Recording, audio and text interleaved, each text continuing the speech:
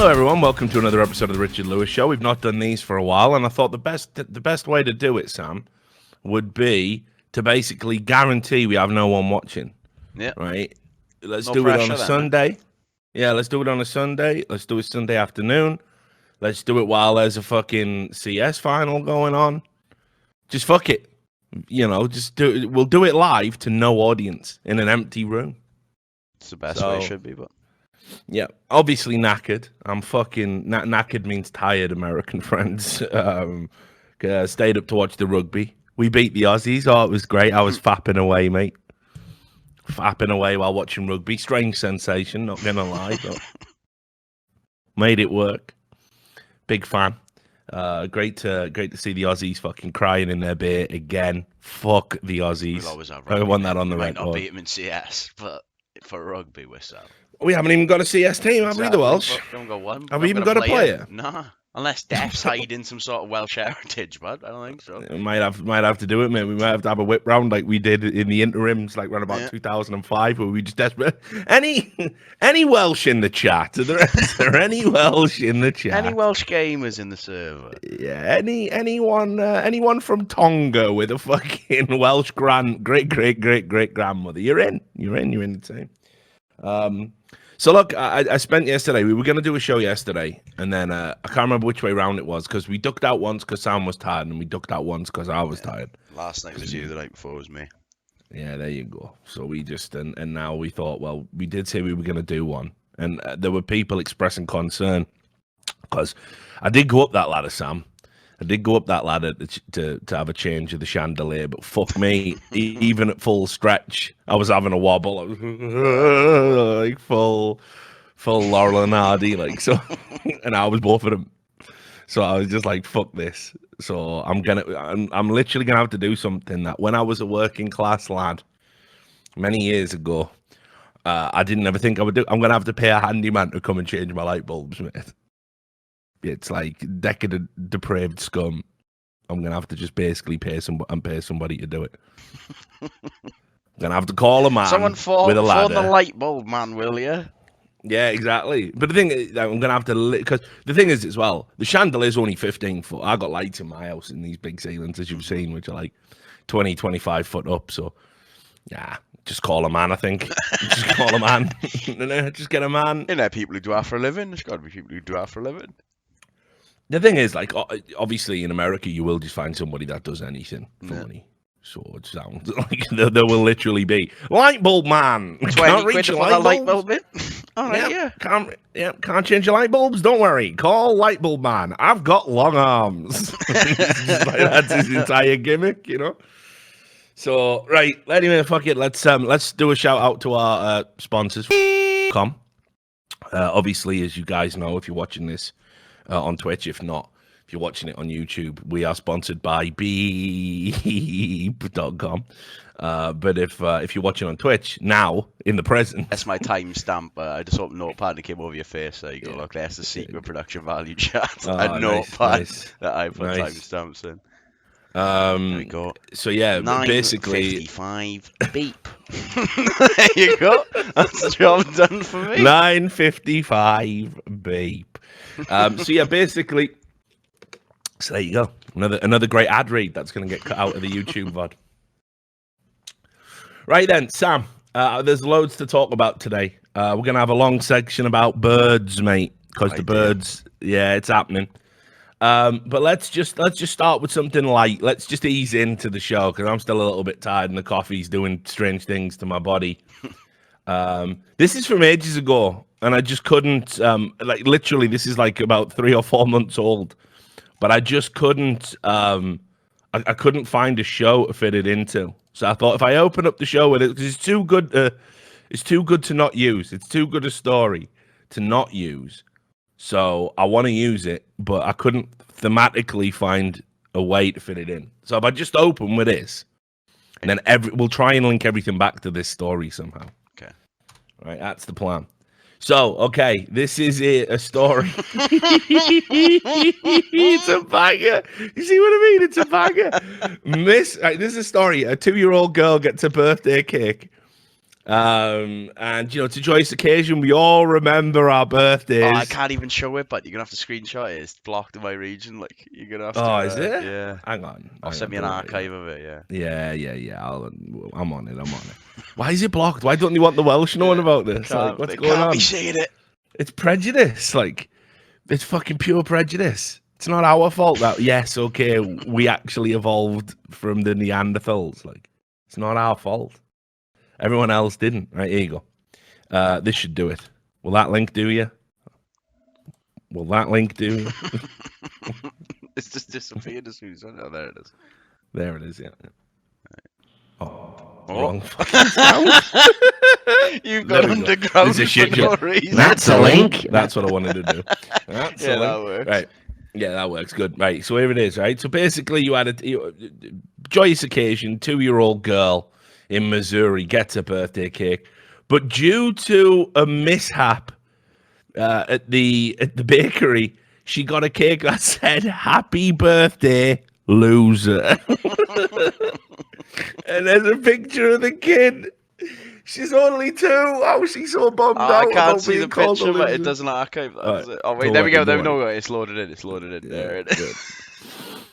Just look at that, right? So this is about Melon Jones, which is the mother of Elizabeth, you see.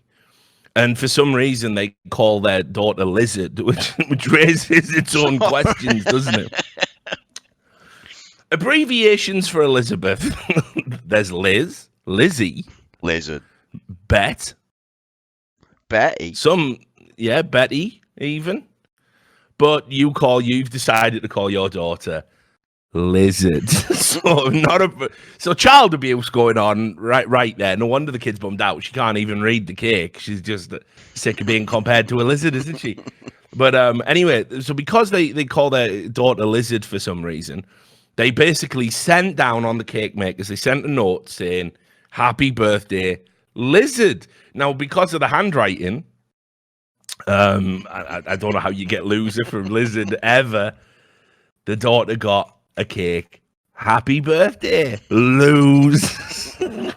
Full Fortnite dancing on your ass. The thing is, all right, why have they had to show it to the kid? Look, the kid is. You read it before you showed it. So you've read a cake that says "Happy birthday, loser." Like, let's give it to the kid anyway. Bit of mental scarring, never hit anyone. Yeah, little bit of mental scarring, never hit anyone when they were younger. Yeah. So I heard, but arm round little Lizard. Look, the bakery just fucking hates you, don't it? Yeah, then why you put it through it? The bakery hates you.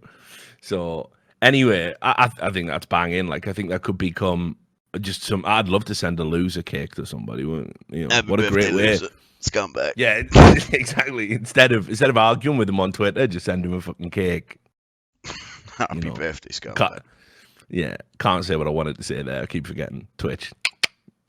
Did you see the Twitch CEO, by the way, live at TwitchCon? Nah, I haven't watched any TwitchCon. Oh, mate, full talking shite. And I want to say this. I want to say it on Twitch just to prove a point. Censor me if you want, ban me, whatever. But you were full talking out your fucking ass. Basically, what he said was that when it came to the inconsistency of bans, that he said, if someone walks up to you on the street and shoves you, that's one thing. But if someone walks down the street, trips, falls into you and pushes you, it might look the same, but it's not. It's intent that matters. Okay, then.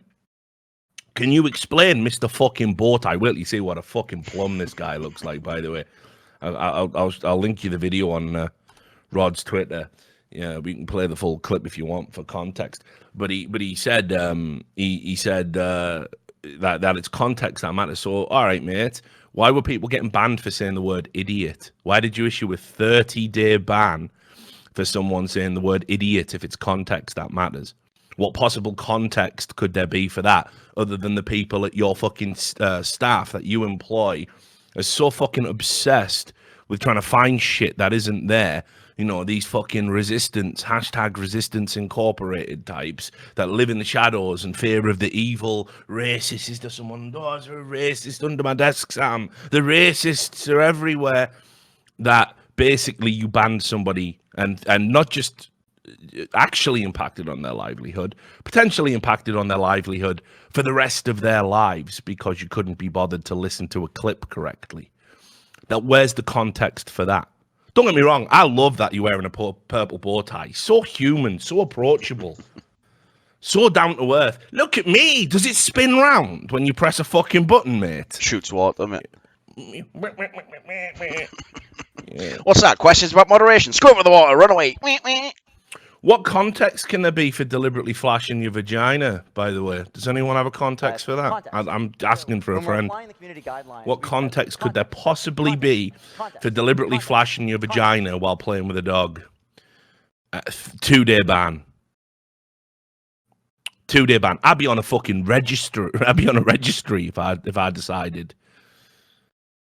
Right? So, woeful that he's fucking come out and said that nonsense. And again, I have to sit here doing a show thinking, there's an obvious joke here. Can I say it? Can I not? Doesn't matter because we all know context hasn't mattered at Twitch for fucking years. You just ban who you want. You let bigger streamers get away with whatever you can justify letting them get away with. You know, for example, Ninja leaks somebody's name. That's fine. Takes a donator. It was agreed upon. It was a permanent ban. I think he got 3 days. Dr. Disrespect filming people in toilets. That's fine. We'll let that one slide. And I like the doc, as everybody knows. But we'll do 2 weeks for that, shall we? Meanwhile, someone says idiot. That's 30 days. That's 30 days. Little streamer. There's a regular in my chat, right? Got Mike Feed Me, who donates to BTM, right? He's been supporting. He supported Trash Talk. He supported everything we've done. He's been supporting StarCraft content for ages. Because he had like a chargeback on his card that was like nothing to do with him.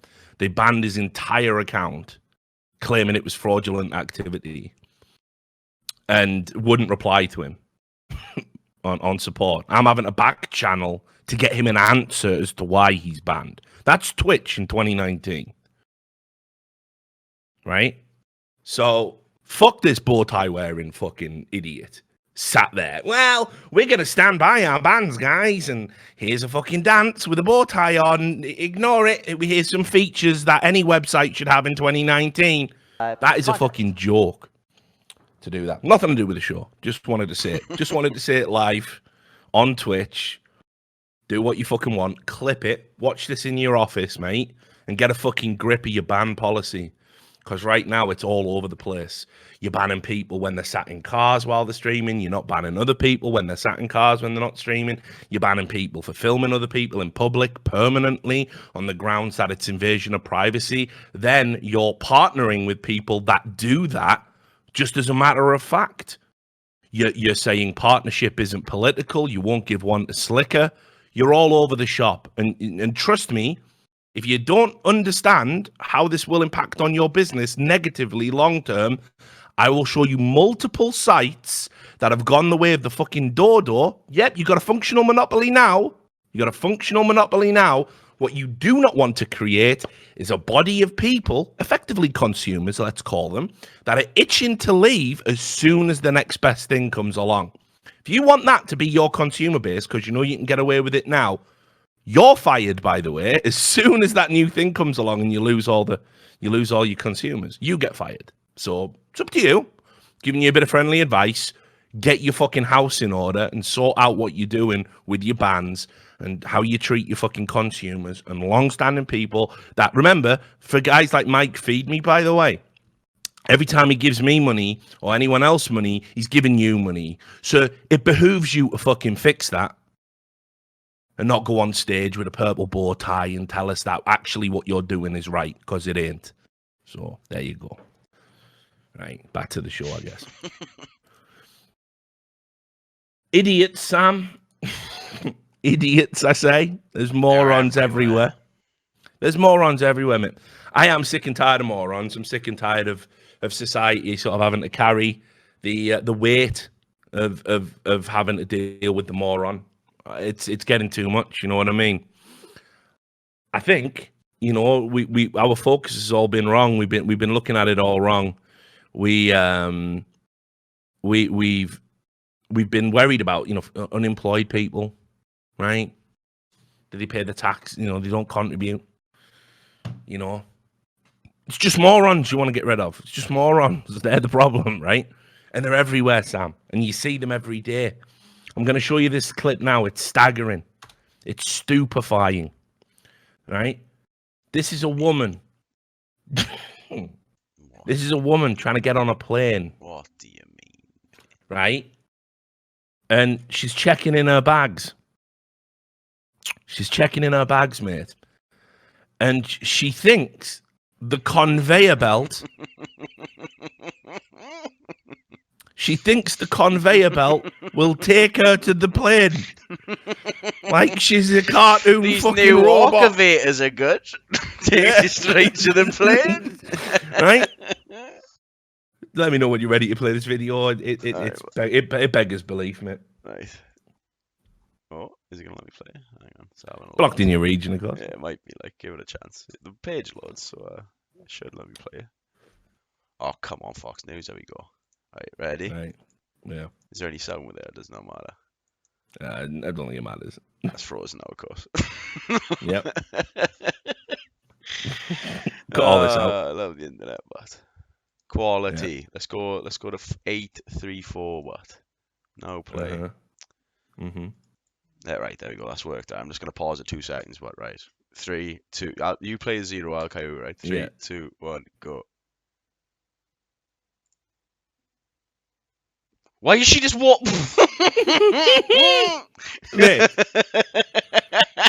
Straight on there. Why is everyone just watching her do it as well? Like, she no, because they can't believe. Yeah, I know. Because they can't believe, Sam. That's why I would have watched it. Because you can't believe it. You think, oh no, she's just leaning over. She's just leaning over.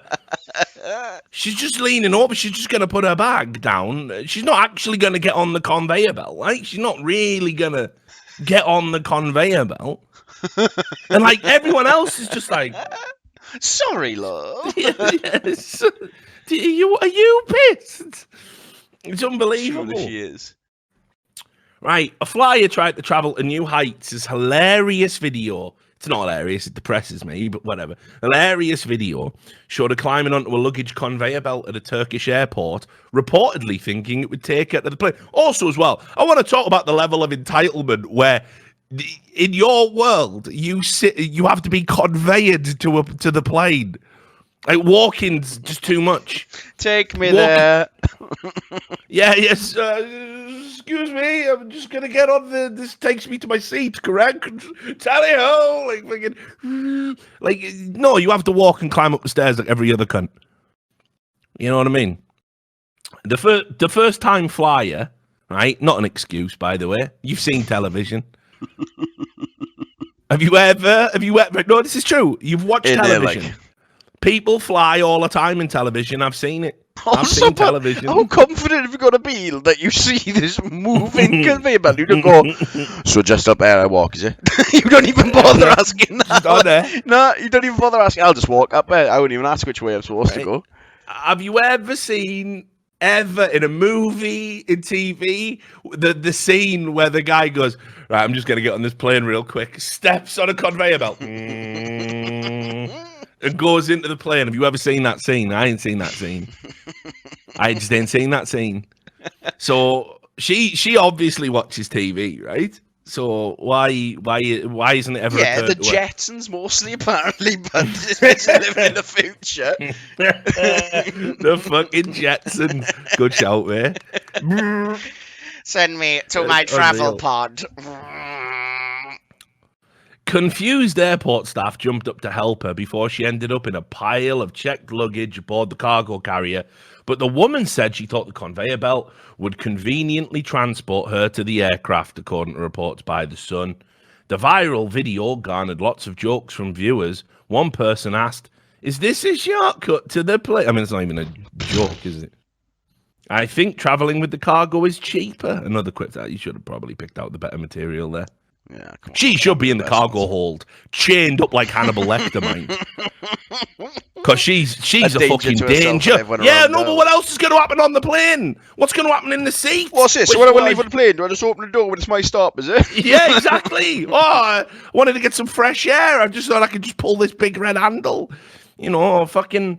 thanks for the complimentary vodka. I thought I could just throw this in the pilot's eyes because I'm a first-time flyer. I'm a fucking idiot. I'm an idiot and I'm allowed out.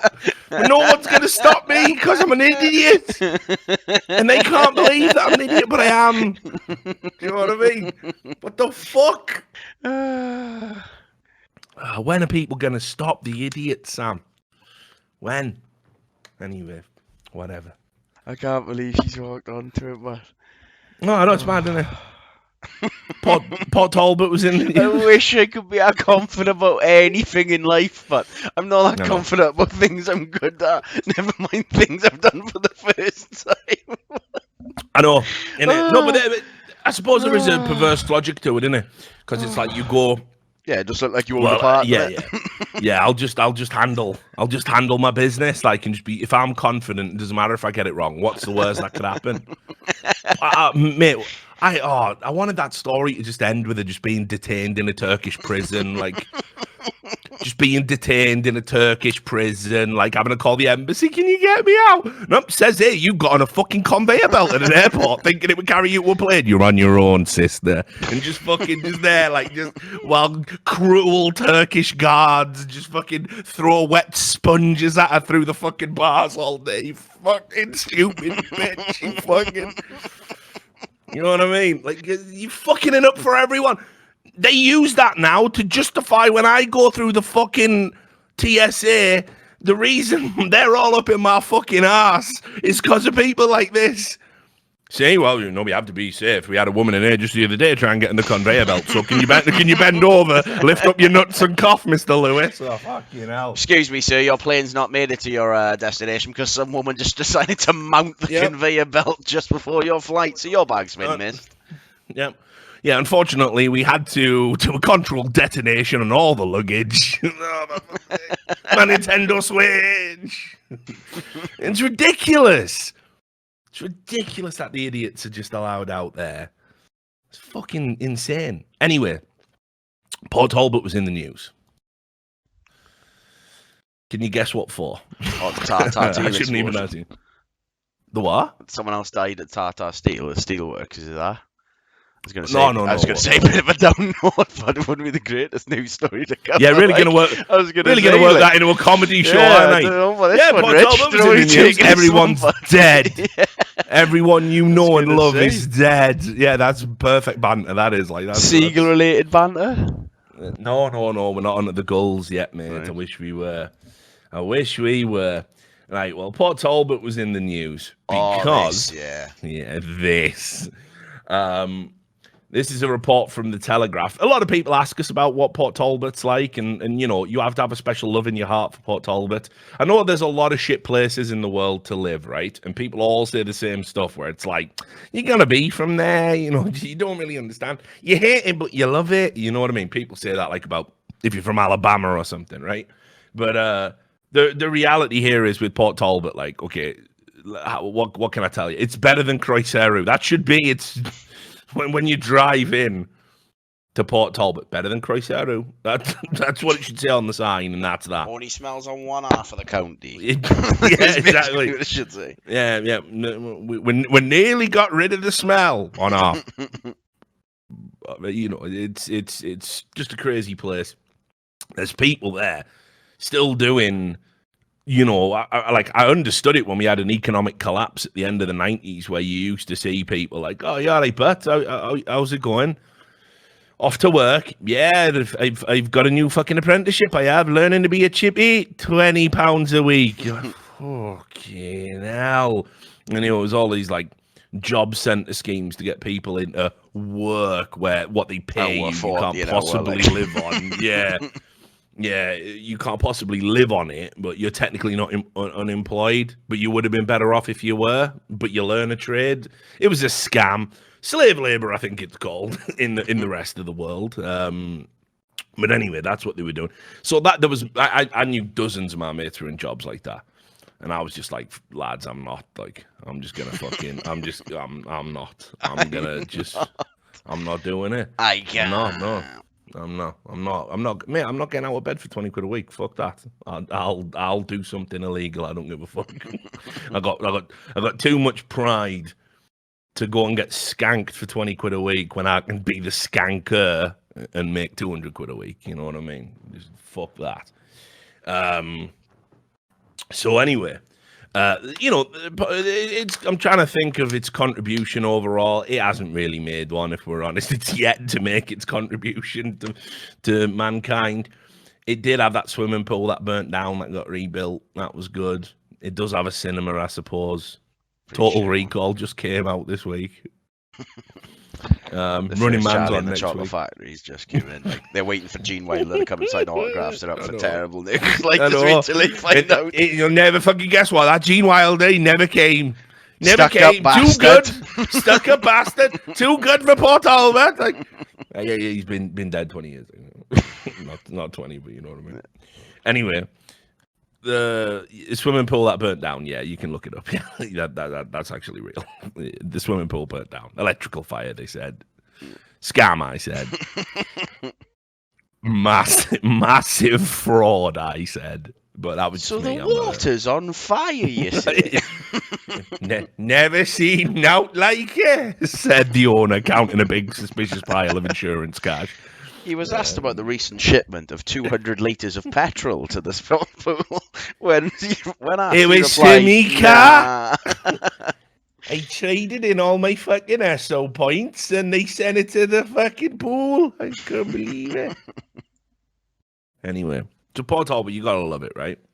And just to prove how much people don't love it, even if you're from there, skimming through the news, right, this month to get a show together, in the Telegraph, former mayor calls for Welsh town to be flattened by a bomb.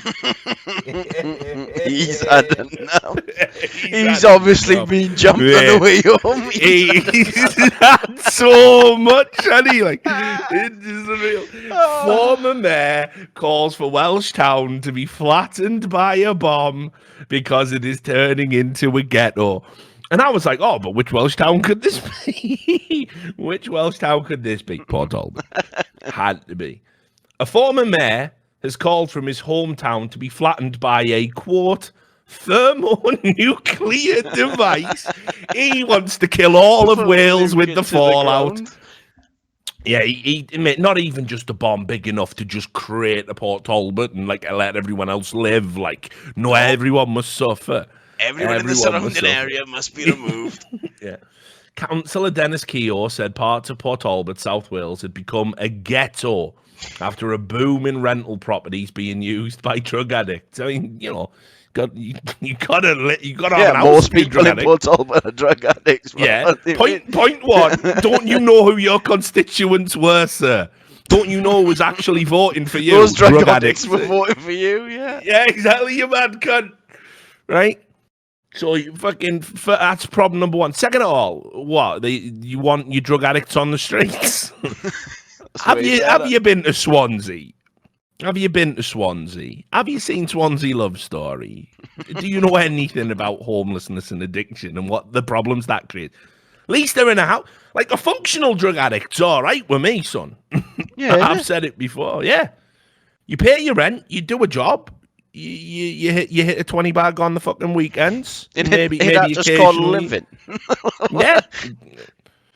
Occasionally, you know, you might have to top yourself off through the week. Sometimes you might be a little bit sleepy at work. It happens, you know, we've all been there. Build a hammock, shut the fuck up, and let them make it up on overtime. Problem solved.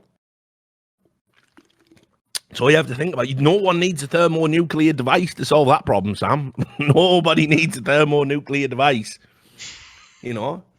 Just let people do their thing, you know, or even better yet, right? Instead of the bomb, why don't you use some of that money that you've got to create better programs for wellness to get people off the drugs? Nah, bomb. Yeah, bomb it all. The nuke's cheaper. I like what he says. He's still got family living there. So they're murdered as well. Yeah, exactly. Yeah. Listen, Take Labour councillor, the party of the working class, ladies and gentlemen, fucking scummy drug addicts living in my neighbourhood, bomb them all. Do you know what a Tory you fucking sound like there, by the way, Mr. Keogh? Do you have any idea how much of a fucking Thatcher-esque thing that is to say? But whatever. He was mayor of Neath, Port Talbot until May this year, said he's turning into a ghetto. You were in charge, like. I mean, I love how he waits until he's out and he's gone, in the months that I've not been mayor, it's really gone downhill, as if there was like some cataclysmic shift in 6 months, you know? They all do it, though. Politicians all do it, like. But, Labour councillor Mr. Keogh, who was mayor of Neath, Port Talbot until May this year, said it's turning into a ghetto. The only way to sort it out is to use a small, he does say small, as if there's anything, as if there is such a thing as a small thermonuclear device. A small thermonuclear device to flatten it and start again. I'm Aberavon born, and I still have family living there. It was a beautiful place to live, but I wouldn't want to live there now. So let's kill my whole family. He's all right. Why does he get to live as well? I know. What, is he going to go back? Like, taken out. Give me a good selection of breeding stock and I'll just repopulate Port Talbot. What is Dr. fucking Strangelove, innit? He's gone full Dr. Strangelove on Port Talbot. Like, what the... I can't deal with it.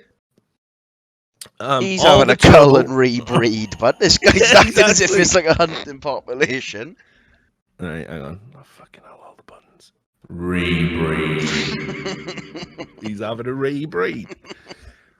All the trouble is in one place. It all centres around rented accommodation. People don't give a damn.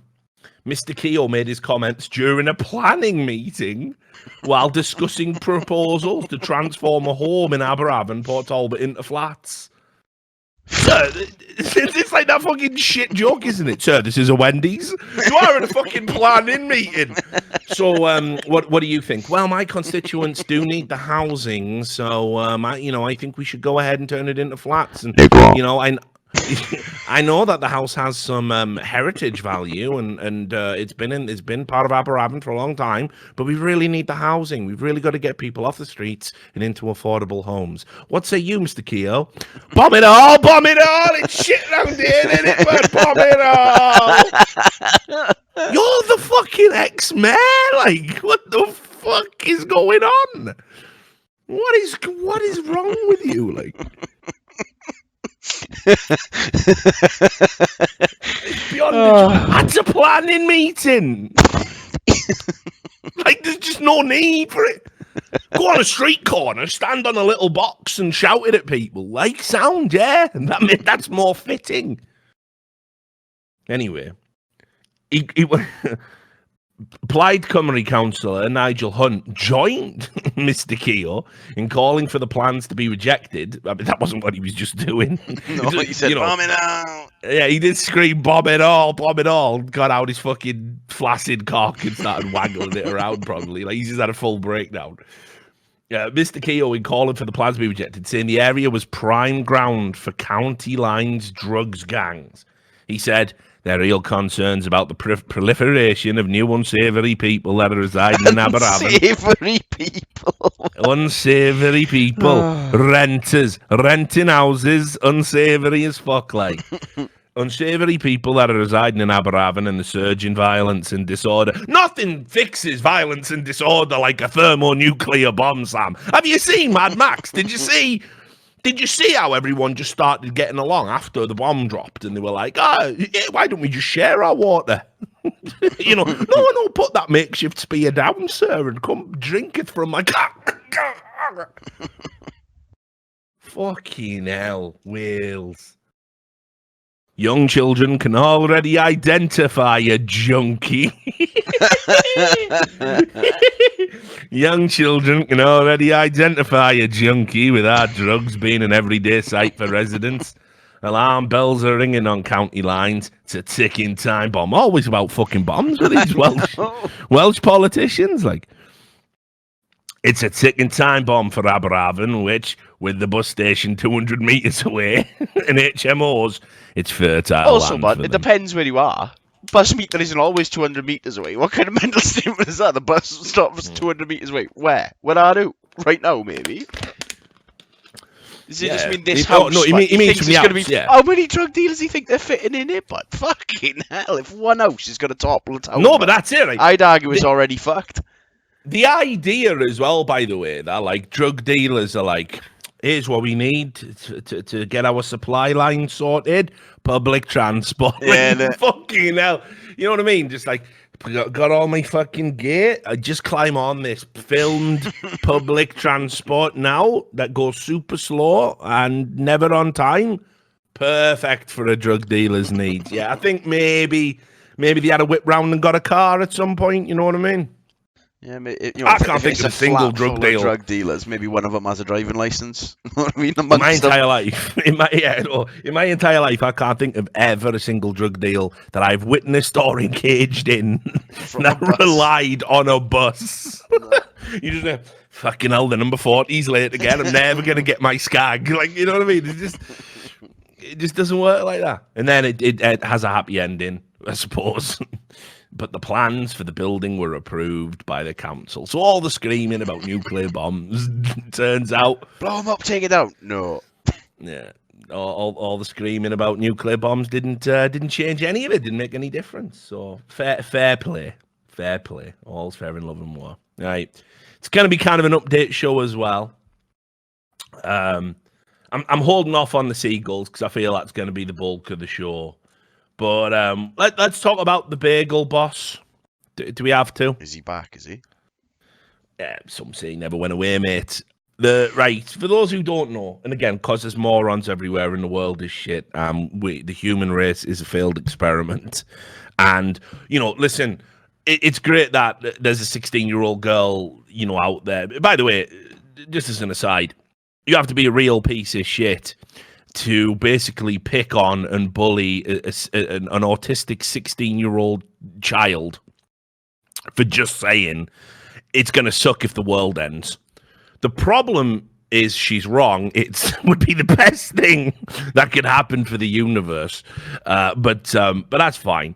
You know, that's where me and Greta differ a little bit. You know, her message is good. Her message is one that, you know, if you want to maybe try and save the planet, you really want to, if you value what we've created here collectively as a species, listen to Greta, you know, and just listen to other people and listen to children. They might be a bit pompous and they might be a bit sanctimonious. Kids are like that. It was the same in my day when we had a hole in the fucking ozone layer. You know what I mean? But don't bully children that are just concerned about the planet. You got to have something wrong with you to fucking be attacking people like that, especially when they have, you know, autism and they've overcome that. To be a public figure, it should be a point of pride. You should be treating children like that with respect and try and empathize a little bit and think, what if that was my kid? What if that was my daughter? How proud would I be as a parent? You'd be very proud. But she's wrong. We just got to let it happen, man. We just got to let it slide. Just get your SUVs out. Get them emissions going. I'm done. I want to say now, let's all make a conscious effort to up our carbon footprint. Let's get this going again. Mate. It's starting to get cold, boys. Let's get the fire roaring. I'm leaving a carbon footprint like I was the fucking front end of the human centipede. Every time you book a flight, make sure it's got 3 connections. You want as many stops as possible. Yeah. We just got to check out, like, because there's too many of us. We're too mediocre as a species. We didn't evolve commensurate to the rate we were supposed to sustain ourselves. We failed. Everything we value is trash, garbage, throwaway. Of course there's aliens out there. They're not abducting rednecks and sticking probes up their ass. They've just took one look at what's going on down here and gone, fuck me. When we left that DNA like in the water like at the start of fucking Prometheus, it wasn't supposed to go like this. Fuck this. Should we deploy our thermonuclear devices, Aaron, and put them out of their misery? No, they don't even deserve a mercy killing. That's what the alien race is looking down thinking. So, guys, like, you know, If you want to try and reverse it, sure, have at it. But I just don't think we ever really got off the ground, did we? As a species, I think we were more honest, more admirable when we were running around clubbing each other for meat.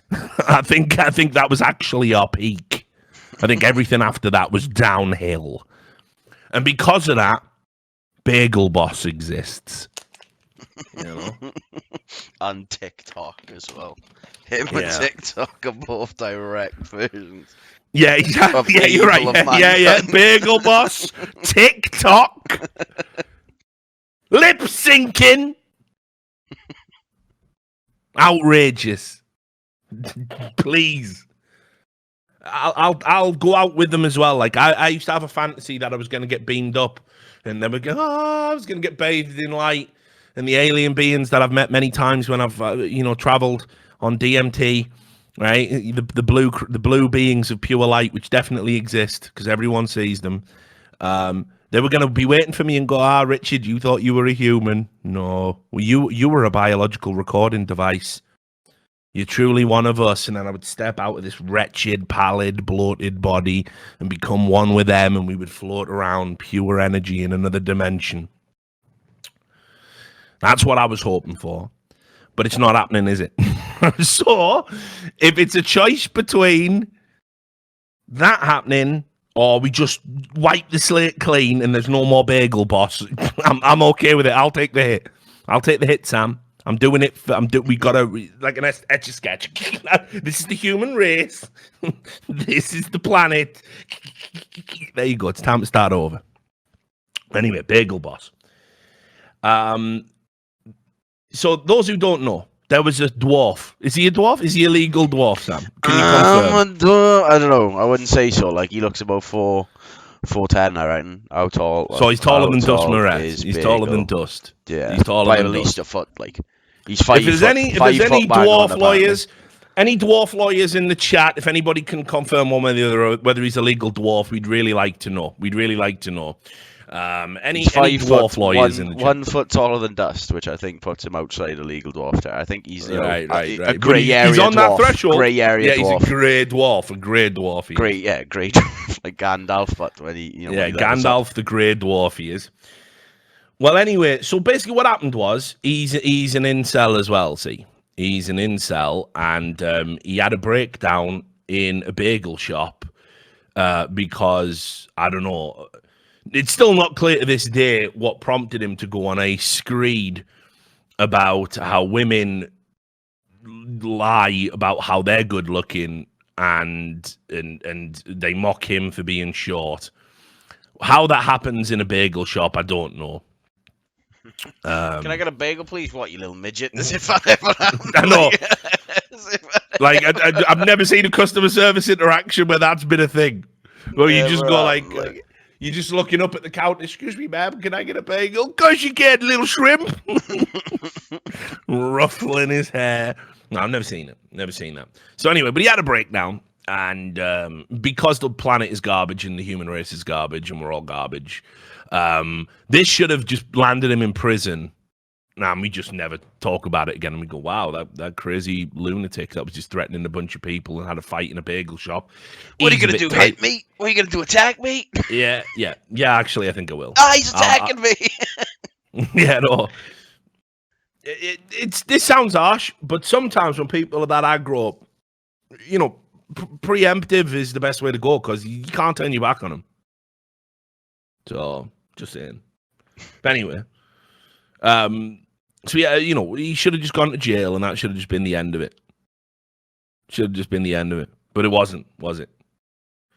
See, what happened was because the video went viral, which is an appropriate term because generally I find every viral sensation is something that makes me sick to my soul and makes me wish I was dead. Because he went viral, he became a celebrity. Yeah, I'm now an influencer. I'm a little guy and I just kick women in the shins. I'm an influencer. Like fucking dancing like a fucking leprechaun. And So the newspapers fucking rallied round this fucking goblin, and they were doing interviews with him. And in all the interviews, he was going, "Fuck you, you joke!" And everyone was going, look at the little angry dwarf man. Look at the little angry dwarf man. He's got temper problems. He's got mental problems. No, so he ends up signing a contract to do celebrity boxing matches. Because again, guys, like I'm not exaggerating. You think this is a bit? You think it's a bit?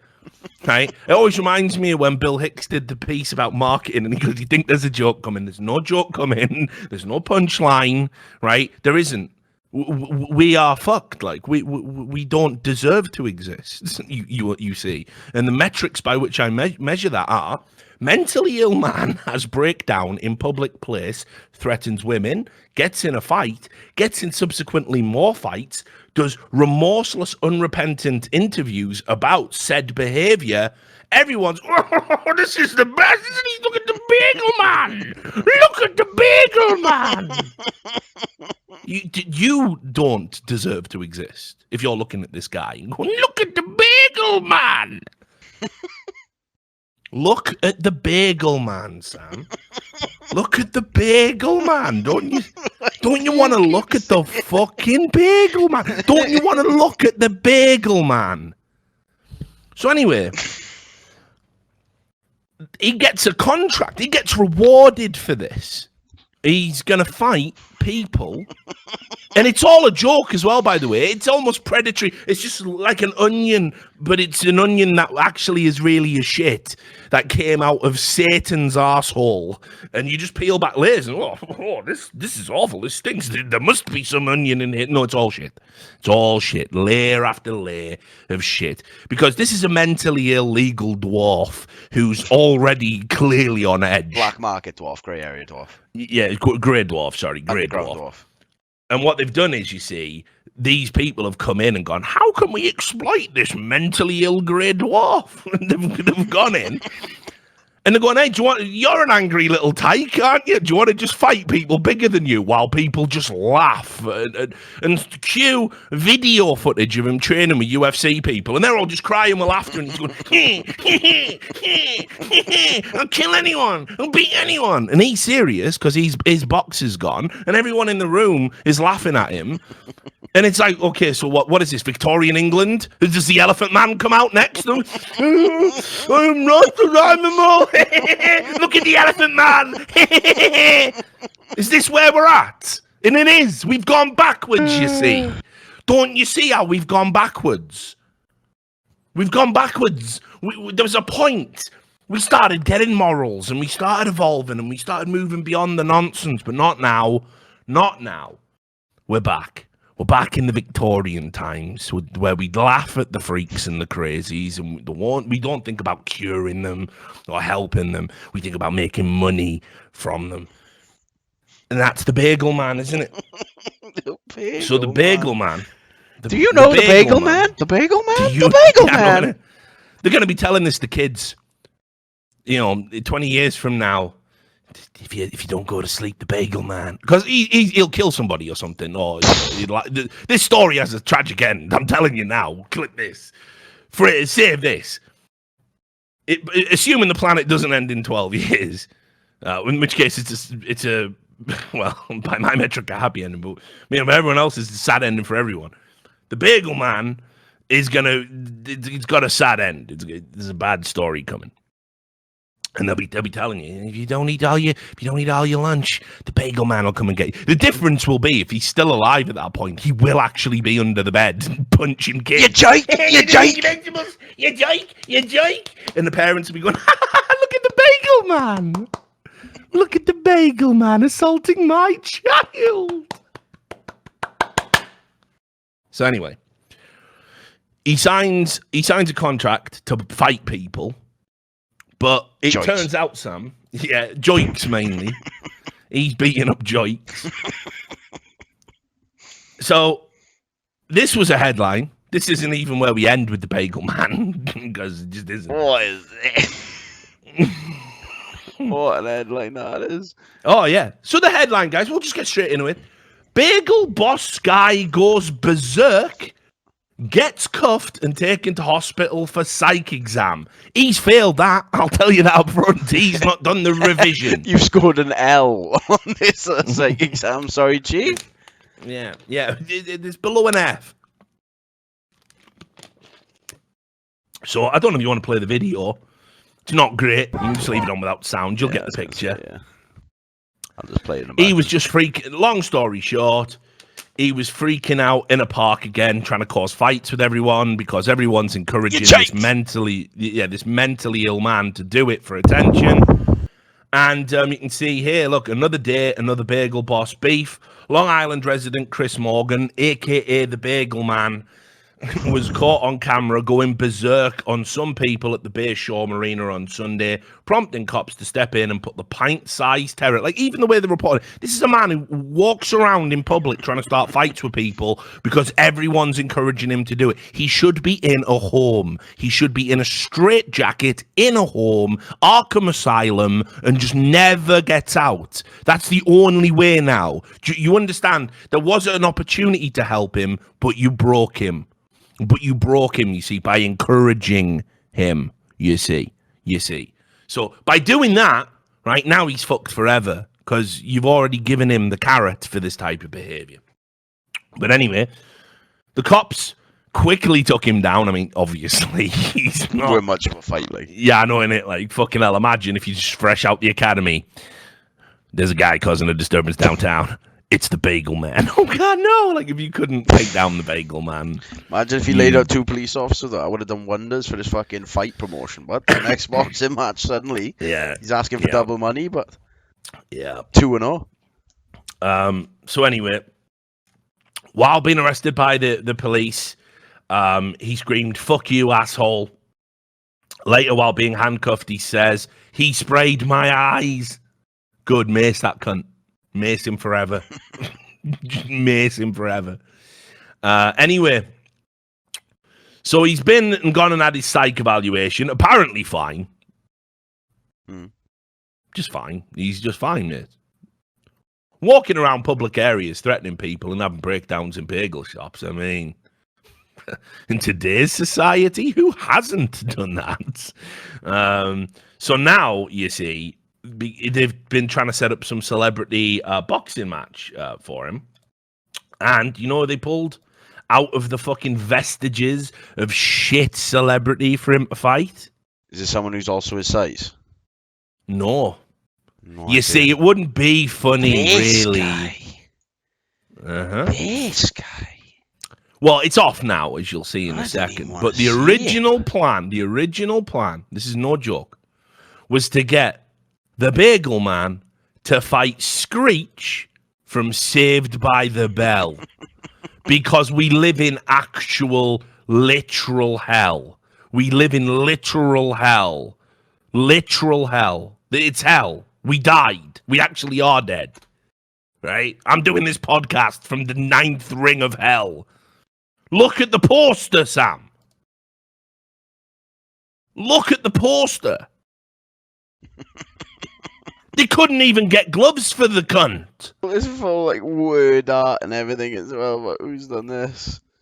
Got many sponsors there are on the bottom, but it's fucking Screech from Saved by the Bell. Who, by the way, if you forget, didn't he do a bit for stabbing someone? Yeah, I think he did some cool shit. Like, I think he was. I'm pretty sure he had a stab, mate. I think he was living that drug movie, but for a while. The sad truth about what happened to Dustin Diamond. Here we go. Yeah, here you go. Dustin Diamond gets 4 months sentence in jail for stabbing. So, he just stabbed somebody. Don't worry, mate. We're not going to push you to the fringes of society for stabbing someone in a bar fight after you've blown all your money and become a cracked out crazy cunt. You can fight a legal dwarf for cash. Look at that for a line, but... He made his own sex tape, mate, and he named it Screeched Saved by the Smell.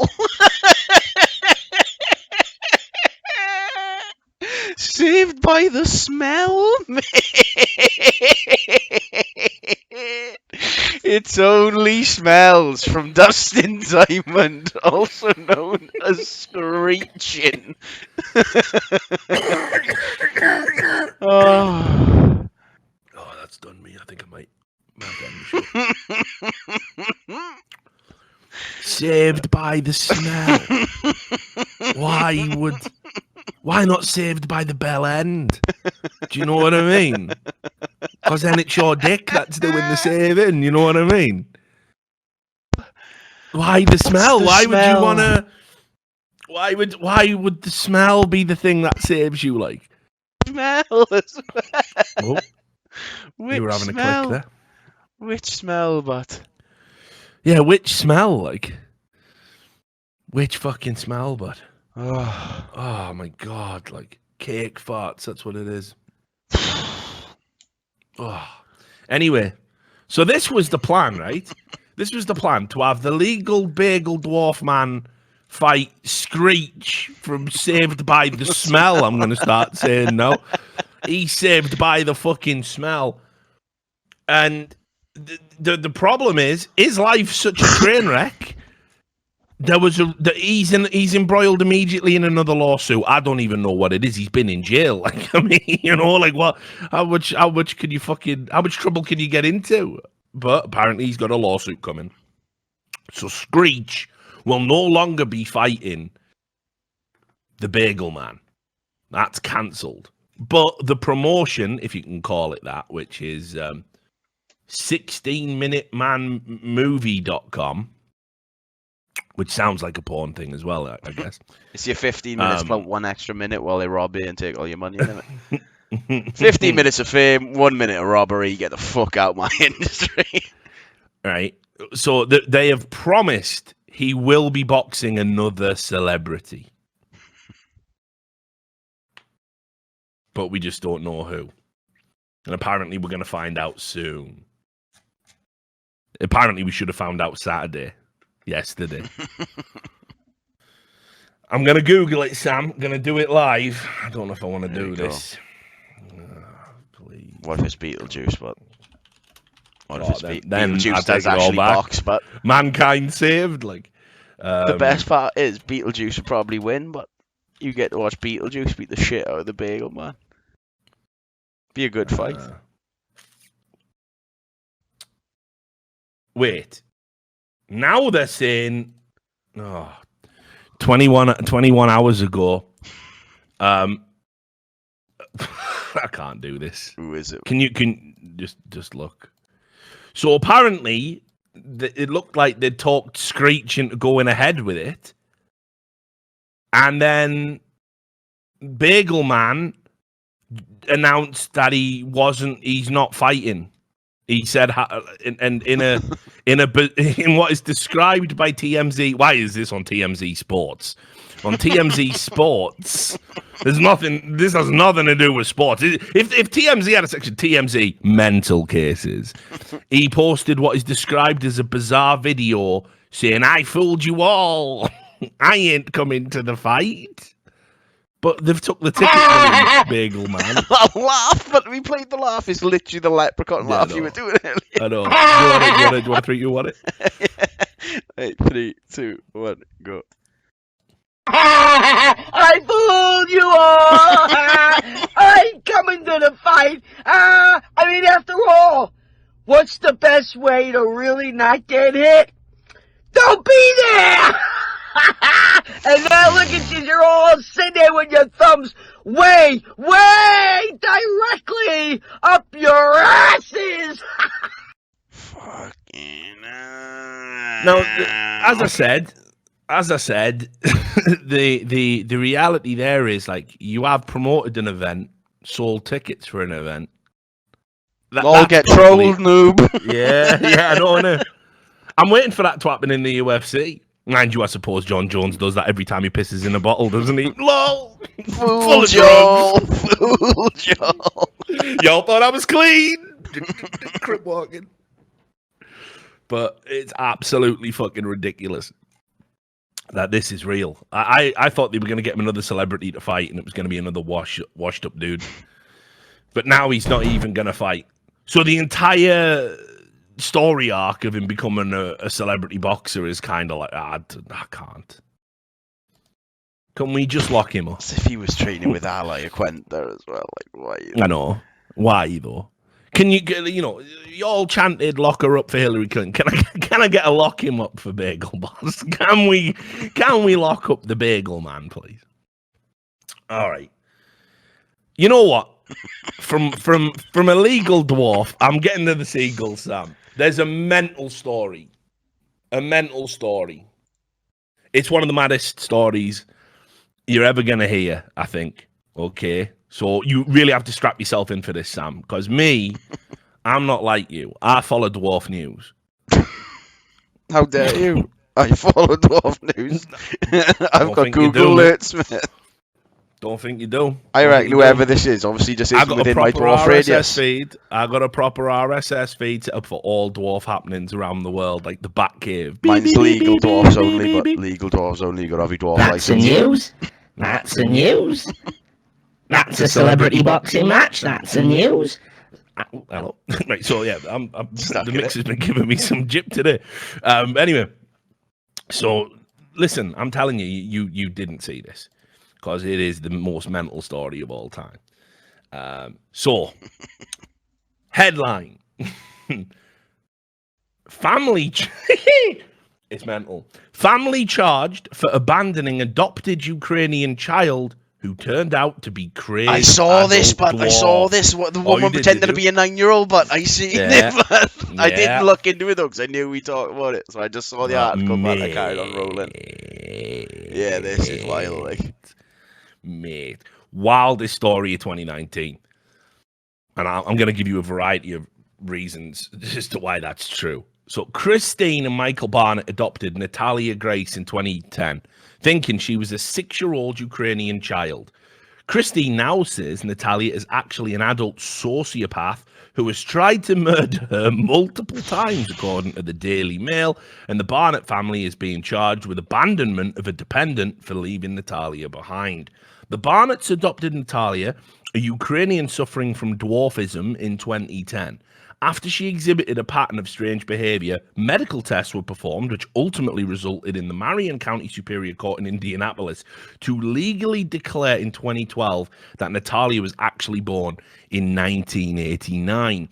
Despite this, the Barnetts are now being charged with abandonment of a dependent after they moved to Canada and left Natalia behind. While Natalia was living with the Barnetts, the adoptee allegedly attempted to kill members of the family. I saw her putting chemicals, bleach, Windex, something like that in my coffee, Christine told the Daily Mail. I asked her, what are you doing? And she, Natalia, said, I'm trying to poison you. Why would she say it though? I don't know why. What are you doing? Killing you? Like, what's it got to do with you? Like, don't think you've got the ag of this murder business, by the way, love. Like, you know what I mean? Like so you've had the fucking Chucky doll in real life, but now don't get me wrong. Maybe this is a mental double fake, but I'm going to show you why I don't think this version's the fake, because this story was like built up in the press. Yeah, I seen it in a few places. We'll get it. We'll get it. And it was heralded as a good thing, right? Anyway, Christine says that Natalia used to be found standing over people in the middle of the night. At this point, mate, again, like, first time I wake up and you're stood over me, you're gonna have to leave. With or without a knife, you're gone. Like, you're gone. You're gone. Unless immediately, unless as soon as I wake up, he's like, I'm really sorry, I need to ask you. You know what I mean? Unless there's something occurring, but that you need to wake me up. If I wake up, what are you doing? Nothing. Well, you're leaving in. What are you doing is you pack your bags, you're leaving, but because I can't live with this creepiness in my home. Yeah, exactly. Like, you know, imagine it. Like imagine if I did it to you when you were staying over here in my own gaff. You would get on a plane the next day, wouldn't you? Going home. Yeah. You'd be like, see you, Rich, mate. That's outrageous. Like. Just throw over your hands on it. So you're sleeping, Sam. No, I'm getting a plane, actually, mate. Sorry. You're mental. You're creepy as fuck, but can't handle it. So anyway, Christine says that Natalia used to be found standing over people in the middle of the night and stashed knives around the house. She would also make statements and draw pictures saying she wanted to kill family members roll them up in a blanket, and put them in the backyard. Again, these are what we call in the business red flags. Yeah, red flags, massive red flags. After Natalia tried to push her adoptive mother into an electric fence in 2012, she was committed to a state-run mental institution. At that facility, she confessed to faking her childhood, the Daily Mail reports. Staff at LaRue Carter Hospital in Indianapolis said that Natalia showed no remorse for her homicidal tendencies and that she described her behavior as fun. Oh, as if this family's still being charged with anything, man. It's outrageous for leaving a murderer behind. Why haven't you let this murderer live with you? What do you mean? No, here's the thing. But if it was their real kid, they would have just been like, yeah, you know, families are complicated in that, aren't they? Yeah. We'll just take her into a care home. Well, the Ukrainian murderous dwarf you adopted? How dare you? How dare you? Like, it's like the world's fucking, again, just turn the car on. Buy the SUVs, fuck it. The planet's going to be fine. It'll regenerate like a liver. We need to go. It says here, even after Natalia was legally determined to be an adult by the Marion County Superior Court, the Barnetts still assisted her in building an independent life. In 2013, the Barnetts helped Natalia get her own lease and paid for a year before moving to Canada. Despite that, the Barnetts were charged with abandonment of a dependent based on a series of bone and skeletal tests carried out in 2010 that determined Natalia is a child.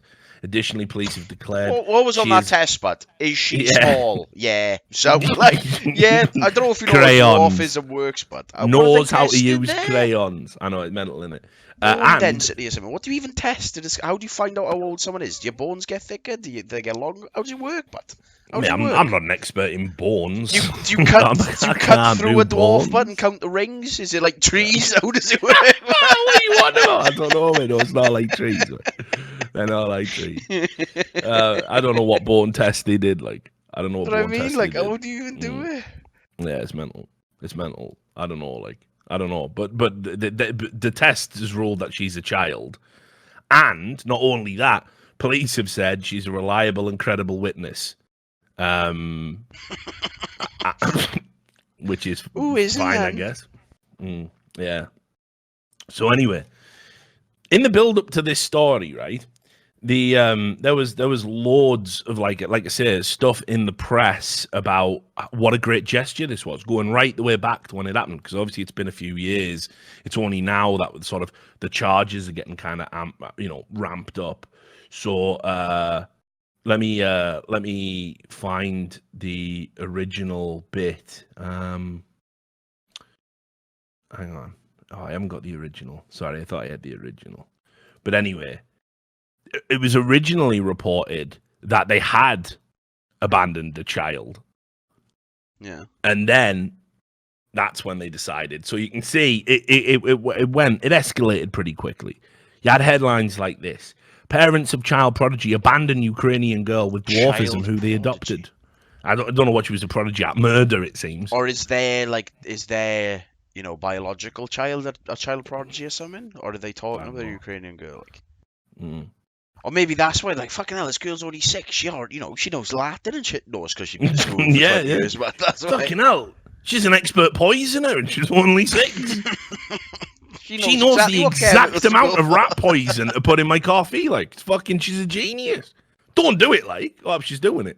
She's doing it. Right. Then it became couple accused of neglect say adopted Ukrainian daughter was actually adult dwarf running a scam, which then became in the Daily Mail. She tried to kill us. Indiana mother who adopted 6-year-old Ukrainian girl with dwarfism has been charged with abandonment, but claims her daughter was found to be a 22-year-old sociopath masquerading as a child. And I am just going to say, you see her on the right. That's a dwarf. That's a legal dwarf. Nah, you ain't getting past my dwarf. I think it would have fooled me, mate. That ain't getting past my dwarf, but 100% legal dwarf. 100% legal dwarfs in there, but... You can tell, but the arms, the limbs, like the thickness of the elbows on there, but the arms always... No, but here's the thing. she was meant to be a child with dwarfism, is what I'm saying. Ah, right. So she did. Ah, all right. Fair enough. So you thought you had a dwarf kid was actually an adult dwarf. Yeah. That's the dwarf. Enough, the like. dwarf part isn't the part that's up for. You know what I mean? But she. Surely you get a hint when she's really developed, though. She's like, fucking hell, this kid's smart. Even though she's from Ukraine and English can't be your first I'm just language. saying, though, Sam, would you look at that girl there and think 22? I would. Well, I'd think older than 6, but I wouldn't believe the paperwork, I tell you what. But if I was adopting that, I'd say, let's check the teeth. How old are your teeth? I think that might have been. That's a big shiny set of adult teeth in that gums, but big shiny set of adult teeth. She probably got wisdom teeth, but dafty. Probably could have solved this with one dentist checkup. Maybe. I don't know. Does the development of wisdom teeth stop? I don't know. All I'm saying, but as soon as the dwarf starts saying he's going to murder me, but I might be doing some tests, like, to see if I can send you home. Like, if you're throwing me into electric fences, trying to poison my coffee, but after I've adopted, I might be thinking, you're going home, man. You can go home, but it's fine. Yeah, you're right. I mean, there's definitely got to be a test you can do. No, there's got to be. You can age anything, but you must be able to age humans. But anyway, oh yeah, for sure. Yeah. But anyway, here's the mad part, right? This is real life, believe it or not. But in 2009, there was a film about exactly this, and it was shit, and nobody believed it. I remember critics at the time writing about this fucking sort of going, well, the story's just so far-fetched, and it's happened now, like, so not that far-fetched. But anyway, called Orphan, right? And you can see there, I've given you the Wikipedia page, you can see the poster, there's something wrong with Esther. I think I might even have watched this, like, on Netflix, like, one night when I was just like... Yeah, I remember seeing this. I don't think I watched it, but I remember it. Well, no, because it was like, you know... You see it's produced by Joel Silver, Leonardo DiCaprio. You're like, go on. It's produced by. That just literally means they give some cunt some money. That's all it means. Sometimes not even that. But okay. Yeah, Leo probably got in for free just by putting his name on it. That's pretty legit, probably all he contributed. But this movie is the literal fucking story. I'm going to read you the plot here. This will contain spoilers, but don't worry about it. The film's so atrociously bad, you shouldn't watch it. And if you do watch it, knowing the story won't ruin your enjoyment, because it's garbage and predictable garbage at that. Kate and John Coleman's marriage is strained after the stillbirth of their third child, Jessica, whose loss is particularly hard on Kate, who is also recovering from alcoholism. The couple adopt a 9-year-old Russian girl, Esther, from the local orphanage. While their 5-year-old deaf-mute daughter, Max, embraces Esther almost immediately, their 12-year-old son, Daniel, is less welcoming. Kate bonds with Esther as she teaches her piano and reconciles with John.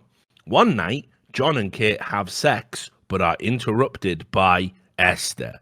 Kate becomes suspicious when Esther expresses far more knowledge of sex than expected for a child of her age, but John tells her not to worry about it. Soon, Esther demonstrates hostile behavior, killing an injured pigeon. Right? It's always animals. If it was a girl, you might be on a good page, but see, pigeons. Could have went self-defense. No, nobody has to use self-defense against a pigeon. Right? And injuring a classmate at the park, furthering Kate's mistrust. After Sister Abigail, fuck me, they really plumbed for stereotypes here, didn't they? Like, any cliches we can shoehorn in? Well, okay, the orphanage is a nunnery, and it's run by Sister Abigail. Fucking hell. All right, good. Cut, got it. Right? After Sister Abigail, the head of the orphanage, warns Kate of bad things happening when Esther is around, Esther kills the nun with a hammer. So... Oh, bitch, she's 9.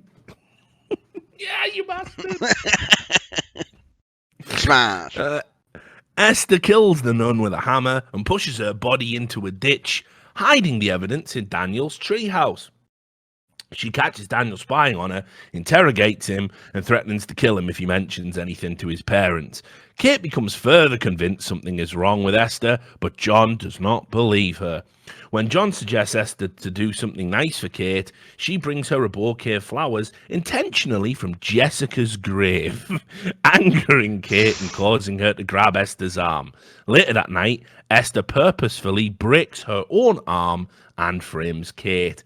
The next day, Esther releases the brake in the car, causing it to roll. I mean, we're just skipping ahead the cars now, causing it to roll into oncoming traffic. Who writes these fucking plot summaries, by the way, on Wikipedia? They're always garbage, aren't they?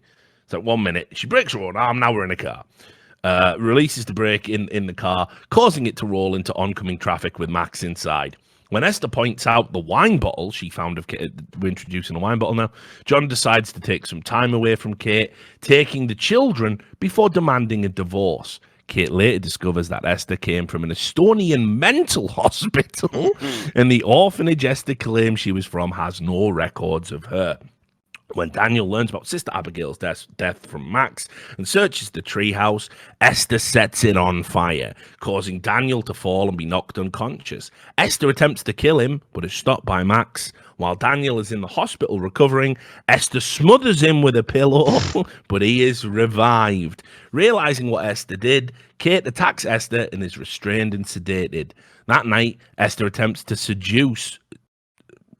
all right... a drunk John, bit creepy movie, bit creepy, who realizes that Kate was right. At the hospital, Kate gets a call from Dr. Varava and learns Esther is actually a 33-year-old named Lena Clammer. She has what the fuck is that?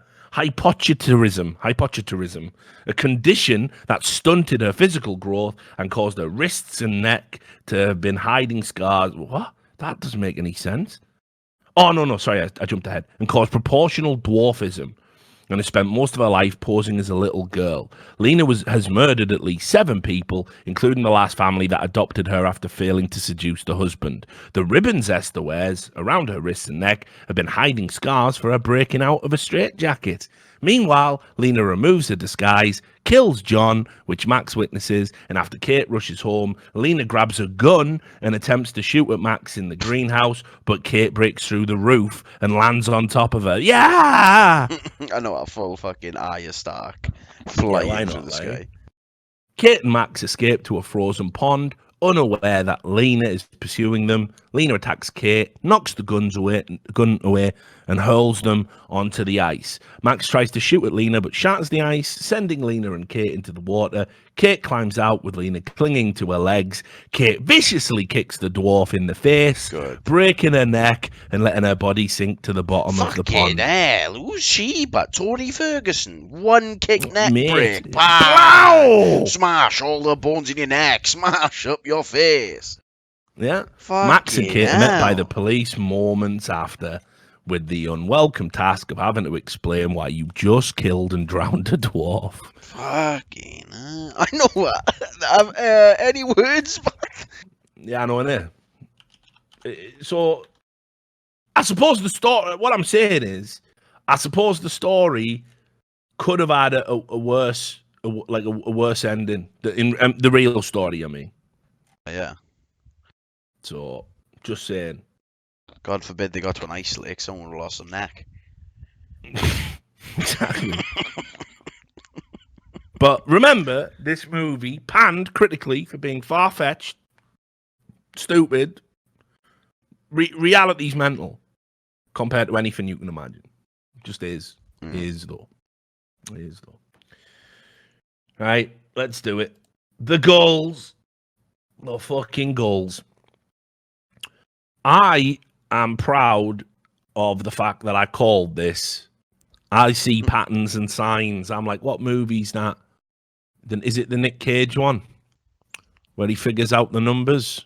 What, Da Vinci Code? No, you fucking had it. The Call of Duty single player. What are numbers, Mason? Yeah, that one. No, you know where he figures out the numbers, and and it turns out that the fucking numbers are coming. And knowing, that's it. Thank you, Visual. 23 by Jim Carrey. No. That was I think that was a similar thing. That was him. But yeah, Knowing is the one. Knowing is basically this movie, right, where he looks at all these mathematical patterns and in this fucking hidden equation that I haven't seen this movie in years. It's garbage. It's not worth a rewatch. But it's Nick Cage. You got to do it once. And he basically sees the numbers, and you can take the mathematical numbers and figure out what's happening next. Knowing, and it's always a disaster. You know what I mean? It's always it tells you the disaster, how many when the disaster's going to happen, and how many people are going to die. Yeah, you know what I mean? I remember. Yeah. So anyway, I'm like that guy. I'm like Nick Cage in that movie because I knew this was coming with the Seagulls. And you knew at least one dog was going to die. You were told. Yeah, I said. What did I say? Go back, pull it up, Jamie. I said they're going to kill dogs next. And I said, and it won't stop there. Next will come for kids. And they have, Sam. So for those who don't follow the show regularly, and maybe you tune in for the first time, about 3-4 episodes back, I said to Sam, there's been a worrying spate of bird attacks. There's been a worrying spate of bird attacks, mostly from seagulls. And it's happening in America, and it's happening in Britain, and it's happening in Europe. It's happening all over the world. The gulls are mobilizing, and they are attacking mankind. What's happened in the, since we started covering this story was the mainstream media picked up on it. Obviously, they all watched the show, and, it's escalated. We had a seagull literally pluck a chihuahua called Gizmo out. Gizmo's dead, by the way, ladies and gentlemen. Spoiler. Gizmo's not coming back. Rest in peace, Gizmo. Yeah, R.I.P. Gizmo. Miss you, dude. This seagull plucked a fucking chihuahua, right, out of a garden called Gizmo, ate the cunt, and then they flew back. This is the mental part, guys. Flew back and dropped Gizmo's paw in the garden where they abducted him from. Sending a message. What? Sending him a message. $10,000 in the next 5 hours. You never see Gizmo again. Go watch the shows, guys, if you haven't already seen them. It's a mad story. And just in general, they're fucking, at best, you're trying to have some chips on a beach and they're swooping down and pecking your eyes out and eating your chips and that. And enough's enough for me. Again, I'm worried about Twitch TOS, but I'm just sick of seagulls. We got to rise up. We got to claim this land. Just gotta say, but watch out. Just be on the watch out for seagulls attacking you, but. There was another story where an old couple, which was like an 80-year-old bedbound woman and like a 90-year-old man or something who had to go get their medication, was trapped in his house for 3 days because he had gulls nesting on his roof. And every time he tried to go out shopping, they would swoop on him and peck him, and he had to go back in the house. So he had to do a barrel roll into his garage, leave the garage door open out, and just try and fucking get in his car and get to the shops. Right? That's mental. That's fucking mental. And he called up the council and he said, look, these birds are attacking me and my wife's going to die. She can't have her meds. And they went, well, they're a protected species. Why? There's plenty of them, fucking hell. We're not going to run out of gulls anytime soon, are we?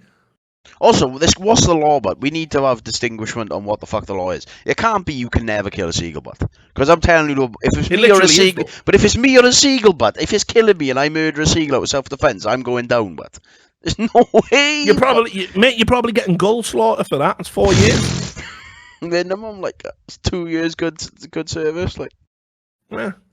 Yeah, that's just how it is. That's the law. The law's on the gull side. That's the worst. That's the madness.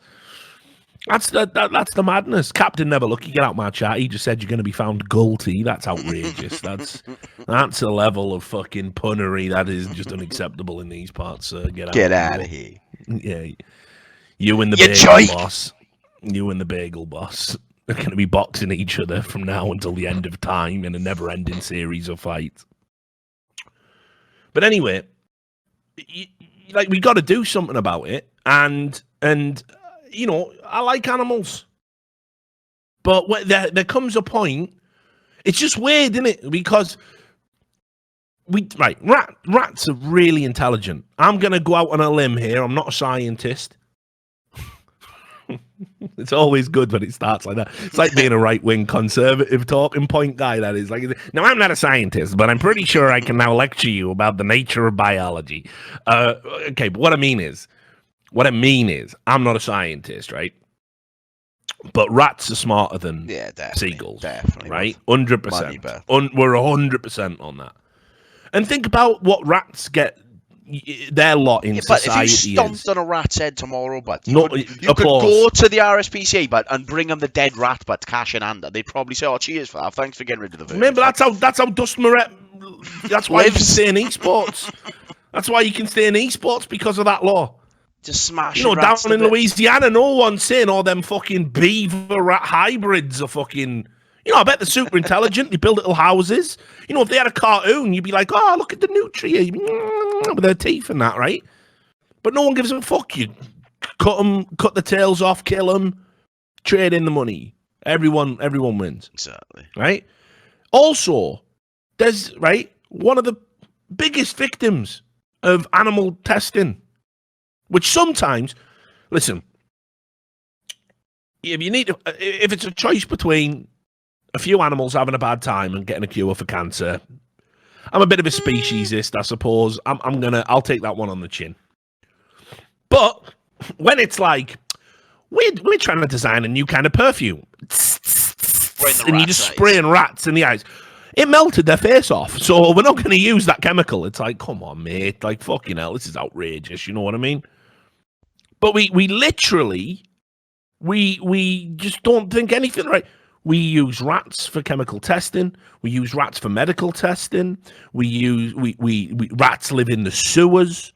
Rats are basically like an intelligent mammal that are very actually, if you've ever seen pet rats, if anyone's had a pet rat, there'll be at least one in the chat who's had a pet rat. They're really warm. They're nice creatures. They're social. And that's what we've done to them. Meanwhile, seagulls out there eating fucking dogs. And we got a law that says if you kill a seagull that's eating your dog, you can go to jail. Nah, there's something wrong with. We live in a society. This is what that Joker movie's going to be about. I haven't seen it yet, but that's actually what pushes him over the edge. He's just out there. Every time and he fucking gets chips. it. Like that fella down on the beach, he gets it by its legs. Get off, you daft bastard! Yeah, and he smashes it onto a wall, and then he goes, well, we're going to have to find you there, Mr. whatever the character's name is in this movie, Mr. J. Kerr, Mr.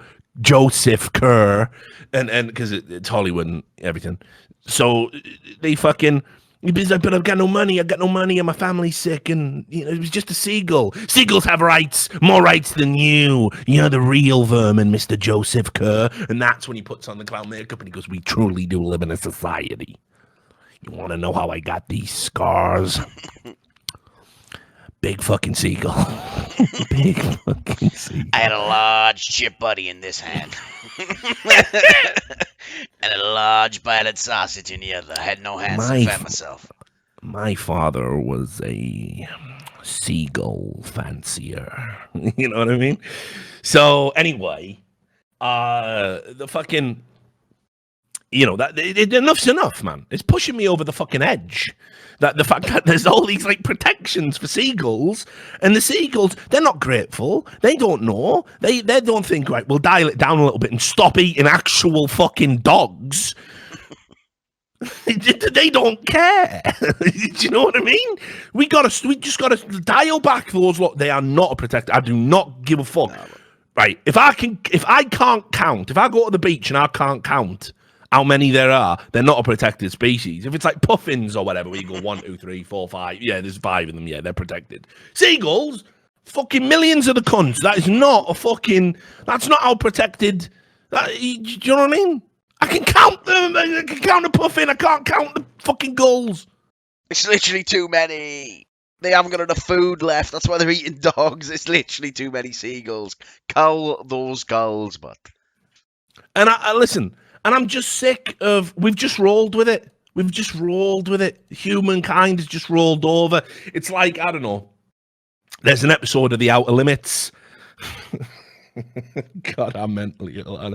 Why have you not intervened and stopped me? I'm talking about Bagel Boss. Like this is a podcast. I'm talking about killing seagulls, and I'm watching Outer Limits episodes. These are red flags, Sam. You got to stop me. You got to get me in a home. I can't do it anymore. Anyway, right? I just hate that there was this episode of the Outer Limits, right? The 1995 remake, not the original, and great stuff.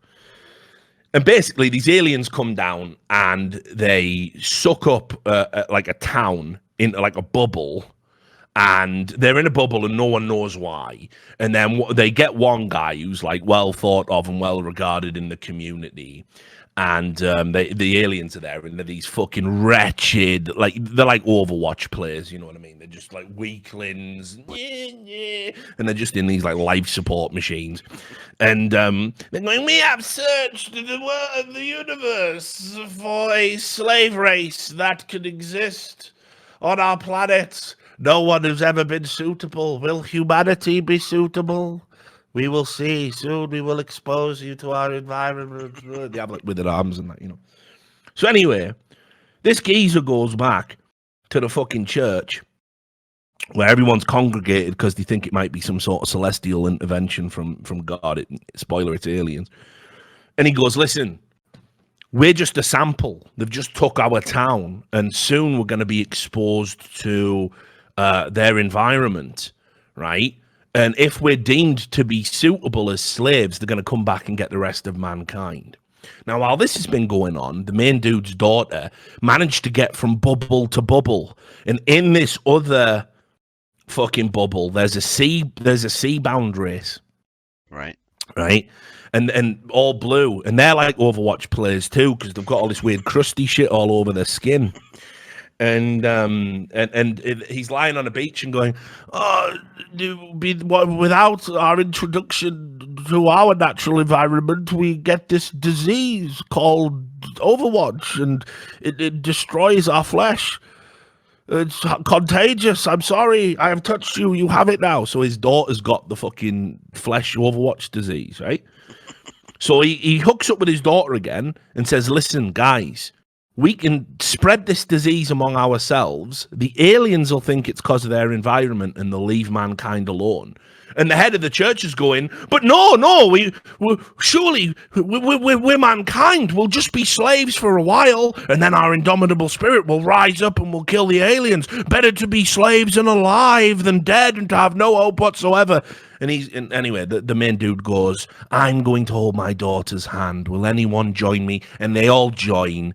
And they all get the disease, and the aliens leave mankind alone. But that guy in the church is the same guy on planet Earth now going, "No, but if we just try and live with the seagulls." There's no living with the seagulls, is what I'm trying to say. We cannot roll over, but we're rolling over, Sam. I'm going to show you something that's mental. Birmingham City Council, mate, put out because we get goals up there. They put out a fucking, primer. How to avoid being attacked by seagulls. Mate, there's 2 words for this. Chin them. You just chin them. Seagull swoops down. Digs. Sorted. Stiff arm. But anyway, Birmingham. Just look. Look, just listen to this. It's mental. Birmingham. But it's on Birmingham Live. How to survive a seagull attack. What you should do when threatened by birds during a heat wave. Again, fight back. Digs. But no. Right? It talks about the gizmo dog. Sad. Still sad about that. Because I like chihuahuas. Not everyone does, but I like them. No, I do. I like them. Any dog that is that frail and weak, but has the fucking... wants to just fight everything. I'm with you, son. Give me 50 chihuahuas and I'll take over the world, mate. Swear legs. Oh yeah, they're the body that can barely support their head. Like Overwatch players, I call them Overwatch players. Anyway, right. Seagulls are not a bird with the best of reputations. No fucking shit. Right? And then Morwenna Aldis, spokesperson for the Royal Society for the Protection of Birds, said, "Personally, I love gulls." What a fucking traitor. What a traitor to mankind. Yeah, and she's probably Welsh. That's the worst part, like with a name like Morwenna. Personally, I love gulls. I like a bird with a bit of personality. You're pecking out eyes. That's not stuff. Right? And gulls have that in spades. She added, they're bombastic, cheeky, incredibly adaptable, opportunistic, intelligent, and if there was a prize for Bird Parent of the Year, protective urban gull parents would win. However, our urban gull is often misunderstood. We need to change the way we behave around gulls and try to live harmoniously alongside them. Outer Limits episode this is. It's just like the Outer Limits, Sam. Except apparently Shaggy's involved, but full bombastic on his bed. I know, innit? Where's the gola? My gola. Mr. Bombastic stabbing up goldfish. And then look at this. How can I survive a seagull attack?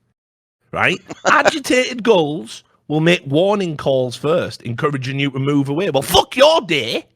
Go into the shops and you hear gulls. Guess you ain't going to the shops anymore. Unlucky. If you stay put, the gull may swoop low towards you as a warning, but not touch you. If you still don't move, the gull may defecate or regurgitate food towards you. I mean, that's enough now. It's on at that point. It's on. Full fighting. It's on. If you haven't left by now, the gull will fly down and make contact with you, usually your head. Just the important thing. Just the thing that keeps me alive. Right? If a gull does come towards you, the best defense is to raise your arms and protect your head. Now, as if they're giving the straight cover up Leland, but like talking about you, cover up Leland, the gulls are getting you cover up. Cover up Leland. I got there, mate, Leland. Cover up. Waving your arms will only make the gull more agitated. Brilliant. If you have a gull's nest in your roof, you will come to learn what behaviours agitate them and may be able to adjust your routine to accommodate. I'm not doing it. Nah. They're getting off my roof, and anyone who rats me out to the fucking council, you're next. Like, fuck that. I just have to live like, yeah. Oh well, guess I can't leave the house wearing a red t-shirt. We'll try blue tomorrow. I'll just patch up my wounds, shall I? Like, what is this? Like.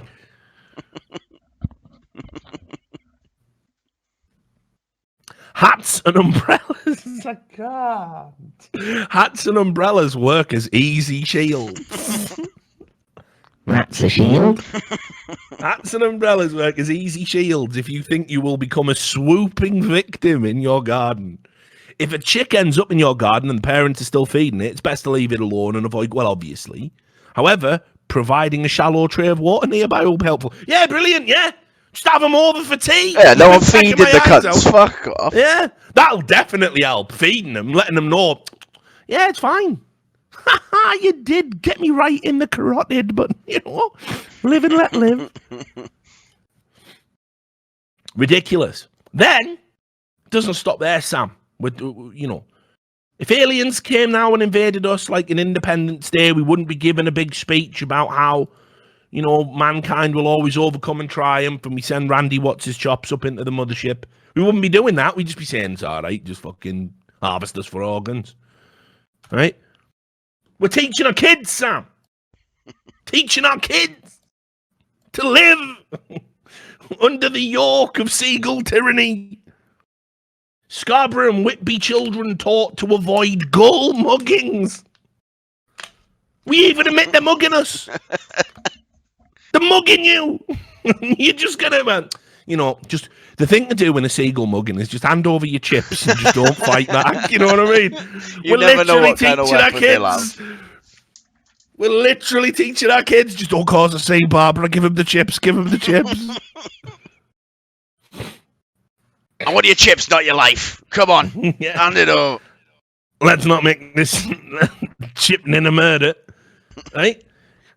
Council staff in Scarborough are being sent into schools in a bid to improve the relationship between humans and gulls. This is real, Sam. This is real. We're negotiating with the seagulls. Won't negotiate with legitimate, you know, organisations around the world that maybe have beef with certain foreign policy. We've got a saying about that. We never negotiate with them. Seagulls pecking our kids' eyes out. We're negotiating with them. We get round the table. So, Mr. Gull. How can we stop you attacking elderly people and eating dogs? How can we do that? More Chips. chips. Chips. Yips. It's unreal. Right? Yes, but not that seagull's got a hell of a punchable face. Someone said, "Chat, you're right." Oh, like, no, he's right. Like, Like, the seagull, like, look at look him. at So, it. Look at it. so Just as smug, well, like stealing someone's chip or something. What is that? A nugget or something, like a little rat. Hey, you done with that? Yeah, it doesn't matter. I'm faster. Right. Right, so Jonathan Bramley, the council's environment and regulation manager, has been visiting schools in Whitby and Scarborough with videos and cardboard cutouts of seagulls. Again, perfect if you were saying, and this is the head, and you decapitate. That'd be perfect. Well, no, we're reinforcing the message not to feed the gulls. No one's feeding the gulls, by the way. You can't not feed the gulls, because if you have the audacity to be carrying food, you get mugged. That's the problem. Right? Ex-trawlerman Peter Hansel, right? I love this. He shoehorns in this fucking axe to grind perfectly.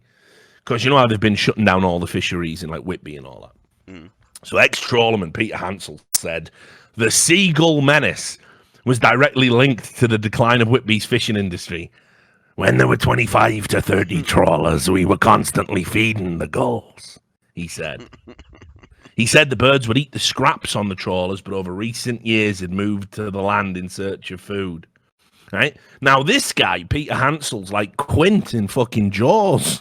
We need to hire this guy, pay him 10 grand, hire him to just go out and get the gulls, just like in Jaws. It's black eyes looking at me, pecking me. I turned over my friend. His legs were missing. Gulls had got him. You know what I mean? This is the guy, Quint. All right, this is who we need.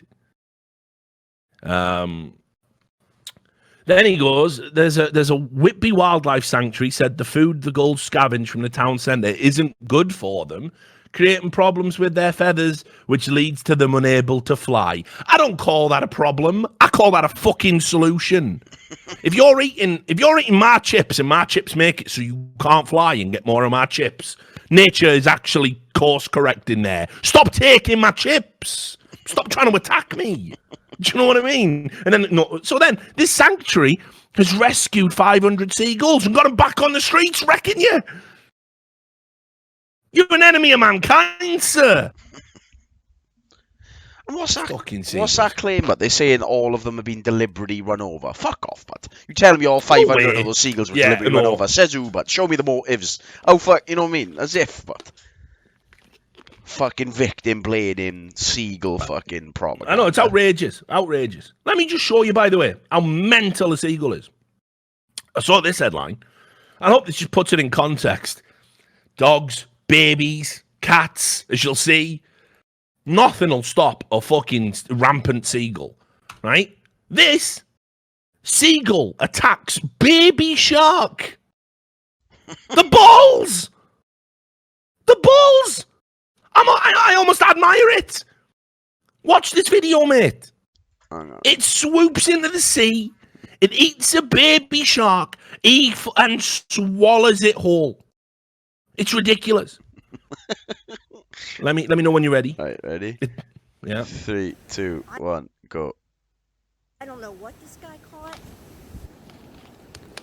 Tell me that's not a baby shark. Holy nollies. It's a freaking baby shark. Just look at it. Oh my God. Nonchalant. Yeah, the woman's an idiot. Like, it was the same woman who tried to get on that Turkish fucking airline. It's not like, oh my God, it's eating a baby shark. Yeah, it's fucking eating a baby shark. But I'd much rather sharks like have immunity to cancer and shit. But there's definitely things you can learn from sharks. That's what I'm saying. For life, like. You missed it. That's what I'm saying. Sharks are actually better than seagulls. 100%. Yeah, if 100%. if I was me, I am gonna get involved and stop the fucking interruption. I'm gonna have to get interrupted there, but I'm gonna have to run up to that seagull, give it a boot. Like, I'm sorry. Oh yeah, for sure. Shark's way cooler, like, but I'm on Team Shark. I mean, in the final irony, if you then get fucking eaten, Yeah, but at least that's a good way to die, shark in but the little, like, that's yeah. a cool way to die, but eaten by a shark, you know what I mean? It's a story, but if you get pecked to death by a seagull, you're a loser for the rest of your life, but you'll be in those books, no, that's 50 true. biggest loser deaths, but a guy got pecked to death by a seagull, you know what I mean? Yeah. Yeah, Whereas but if you're by you a won't be shark, thinking you're that. I'm just a just saying, you statistic, won't, but everyone as knows, you're getting oh, yeah. eaten by a One shark, of you're those not going to be guys. thinking, you're not going to be thinking, sound way to die this, like. I don't know. I would be thinking, What do you better mean than you don't know? seagulls. Better than if it happens now, I'll definitely be what thinking was Sam that. Davis's last words? He said, better than seagull. Yeah, but hang on, didn't he die of a heart attack? Yeah, it's sound. It's all sound. Aye. So anyway, let's just also get on to how calculating they are, right? Shutting down the supply lines. This is how you know it's escalating. They're getting geared up for war, Sam. Actual war. I think they're going to try and take over a few Going after towns. communication first. Yeah, look, Daily Record in the Scottish News, right? Posties, that's a colloquial term for people who work for the post office, male men, male women, male people, whatever the fuck we call them now. I'd also just want to add, do you know how much personal fucking fortitude it is taking me to get through an episode of this show without the opening thing being about Justin Trudeau? Oh, I know, mate. I know. Actually, it's people kind. Arabian Nights, Arabian. You don't understand. You don't understand how hard it's been just bottling that up inside. Because he even did his hands. That's the madness. I can't believe. When people talk about blackface, right? Blackface bad. But when you go to the length to do your hands as well, I don't even know what that is. That's something beyond. That's something beyond, isn't it? And we're all just pretending that never happened. A whole new world. You ain't never had a friend, never had a friend. You ain't never had a leader like me.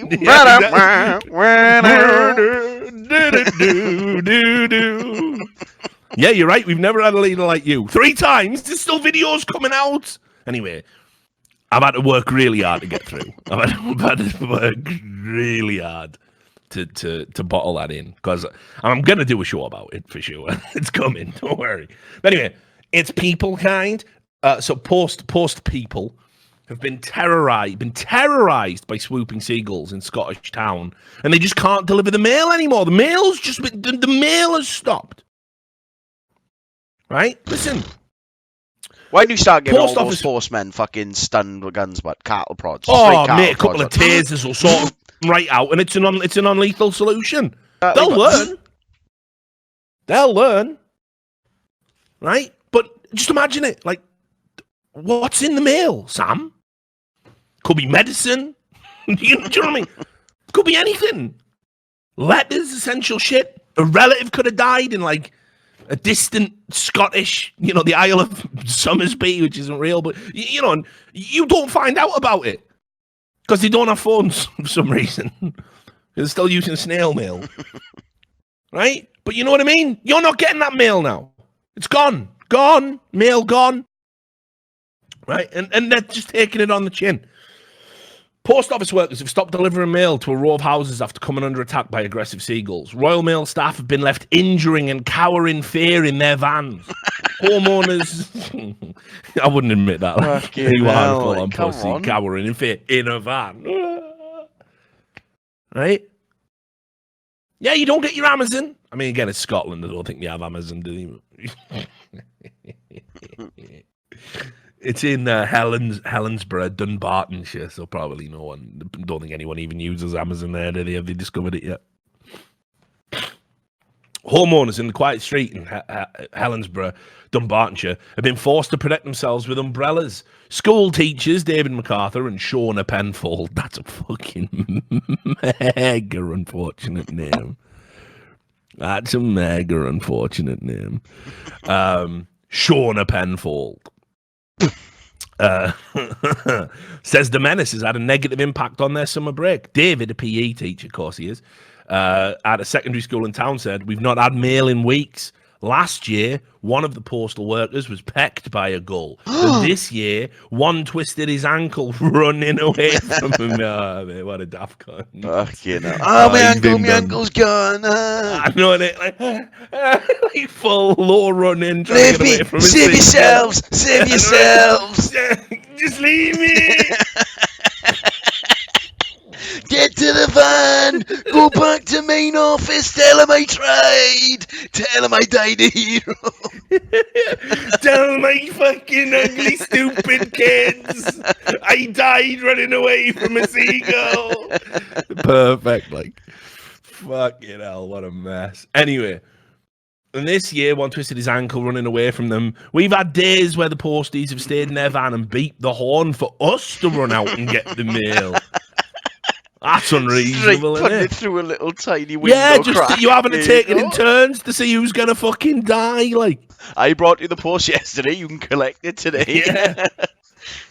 Now they don't even deliver anymore, and we need to pick it up at the Royal Mail office. The Mail has a note which says they couldn't deliver because of seagull attacks. I can understand it as the birds can be aggressive and have gone for me, but when we go to the car, we need to take out an umbrella to fend them off. They swoop down on my head and pass really closely. We had a barbecue recently and had to end it early because of the swooping birds. They're going on that barbecue if it's me. Yeah, mate, if I have a barbecue but full of people who are going to be drinking again rowdy anyway, especially in Botol, but those seagulls would have been literally shrimp on the barbie. But mate, full on Churchill in this, and we will never surrender. That was more Richard Nixon, but you get the point. You know what I mean? We will never surrender. We will fight the seagulls on the beaches. You know what I mean? Like, where's the fucking spirit gone? if only that was the only place we had to fight them, but they're moving to houses now. If we had to fight them on the beaches, that'd be reasonable. But... yeah, I know. Well, I mean, to be fair, like, it does just start the speech. Yeah, it does just start on the beaches. The whole point is we'll fight them anywhere. I can't remember where else did we fight them. We'll fight them in the beaches. We'll fight them on the hills. We will fight them. Was it in the the streets? hills? The streets, I think he says. Hang on, no, I've got it. It goes, we shall defend our island, whatever the cost may be, and we shall fight them on the beaches. We shall fight them on the landing grounds. We shall fight them in the fields and in the streets, and we shall fight in the hills, and we shall never surrender. That's what... Get the goals! We need Churchill up on this motherfucker.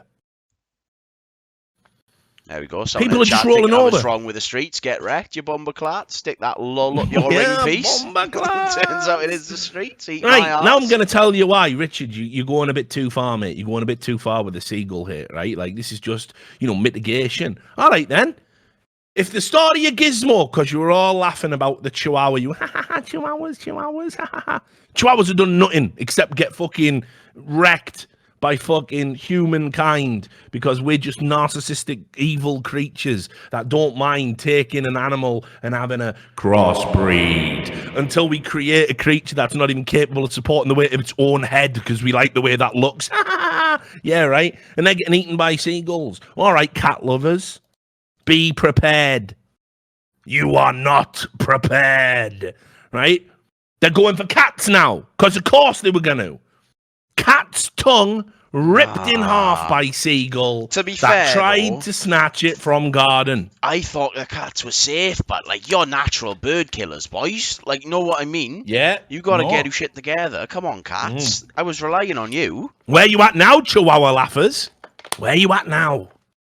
Yeah, where you at now? Crying over your precious cats. Right? A couple claim their pet cat had its tongue ripped in half by a vicious seagull that was attempting to snatch it. Cleo, a Siberian a Siberian crossbreed, was left with horror injuries after the terrifying attack that happened while the pet chased birds in the garden. Her owners, Callum Headley and Kim Washbourne from Lincoln, feared they'd lose their beloved pet when her tongue was so mangled it had to be pieced back together. I saw her sitting on the windowsill and I could tell straight away that something was wrong. When I took a closer look, there was blood around her mouth and she was drooling constantly. We think that she's gone for a bird and the bird has pierced its tongue. Right? So the gulls are taking out cats, which is Sam rightly identifies. Yeah, come on. Natural predators. And they're getting wrecked by the gulls. Enough's enough now. Maybe Enough's enough now. That's what we do, but you can't kill seagulls, but you can own a fucking cat, boy. Owning a cat's legal as fuck. I reckon you could own about 40 cats, which is still legal, but that's all you need to do, but we just need to start running our own policies. No, but this is what they have been doing, you see, Sam, and we covered this in a previous show, and they're doing more of it now. They're getting like kestrels and all of that. Yeah, but let's get some fucking peregrine falcons up in this bitch, but straight 250 miles an hour to the door. 100%. But here's the problem with that. What if a seagull, as it's dying, says to a fucking peregrine falcon, "Humankind is weak. You will rule now." After the last skull dies, and then the peregrine falcons are terrorizing us and taking our chips, and we've just had a fucking upgrade. You know, and then we're stuck with fucking absolute peregrine falcons terrorizing us, breeding and living above our roofs and killing us and they will kill you. Oh, the peregrine falcon will fuck you up. Like, it'll just go 200 miles an hour into you. It'll probably kill itself, but it will knock you clean out. Like, yeah, mate. So I'm just saying, you got to think about that. Yeah. Now, so it's only a short-term solution. Upgrading the wee. Yeah, that's then. Right, what do you do? We need to get some bald eagles for these motherfuckers. Yeah, exactly. and then we could get I don't even know what's after a bald eagle, a pterodactyl. Have we still got them? We need to create Jurassic Park. Yeah, exactly. Like, you know what I mean? But you can't just keep fucking upgrading. You know what I mean? Like, it's a temporary solution, so it works in the short term. But we got to tackle the gull problem head on. You're being naive, putting your head in the sand. If you think this is just going to go away. So here you go. Maybe you don't like dogs. Maybe you don't like cats. Maybe you like Seaside, an absolute scumbag, and you just hate animals. And you just think humans are the only creatures that matter on planet Earth, right? Not a problem, because they're attacking babies, Sam. The seagulls are out there wilding, coming for our kids now. Coming for our kids. Look at this. Look at this. Flock of seagulls. Not the band. Imagine if it was. Flock of seagulls, missing since the 80s, attack girl, aged 2, in garden days after savaging pet dog to death. That's about Gizmo, right? And look at its eye. Look how close it was. It went for the eye, Sam. It went for the eyes. Pet dog as well, but it was her dog. Right, what are the odds on the parent, like, just beating the kid and killing the dog and like blaming the by the way? Wait, this isn't Gizmo, but this is Yorkshire Terrier who got savaged to death. Oh, see, another dog. It weren't even Gizmo. Dog, but 2 dogs now. Look at that. They've even got an Evian bottle for size, like to show how unlucky that dog was. Her family was still traumatized by the death of 8-year-old Rue, who was rushed to the vet with brain damage, but I don't put down brain damage, mate. He went for the brain. Look at it. How are you killing that dog, mate? They're evil. They're remorseless and evil. Do you not get it yet? Mate, look at that picture. The one of the seagull mid-attack. Mate, if I ever see that, I'm coming out swinging so hard, but I hope one day, but I get jumped by 400 seagulls. But does it count as one charge if you kill 400 seagulls? Or is it one per gull murder, like? Sam, I promise, mate, if that fate ever befalls you, I'll get you the best legal thing that we do need the best bird lawyers. I'll get you the bird lawyers that you will not believe, and you'll beat the case, I promise you. All the evidence we've got on our podcasts, mate. We'll be fucking sorted. Fucking look at the picture of the blood, mate. I know. Fucking, it's mental, isn't it? Look how happy the dog was, but dead now, of course. Dead now, of course. Dead. Like, do you see what I mean? It's mental, mate.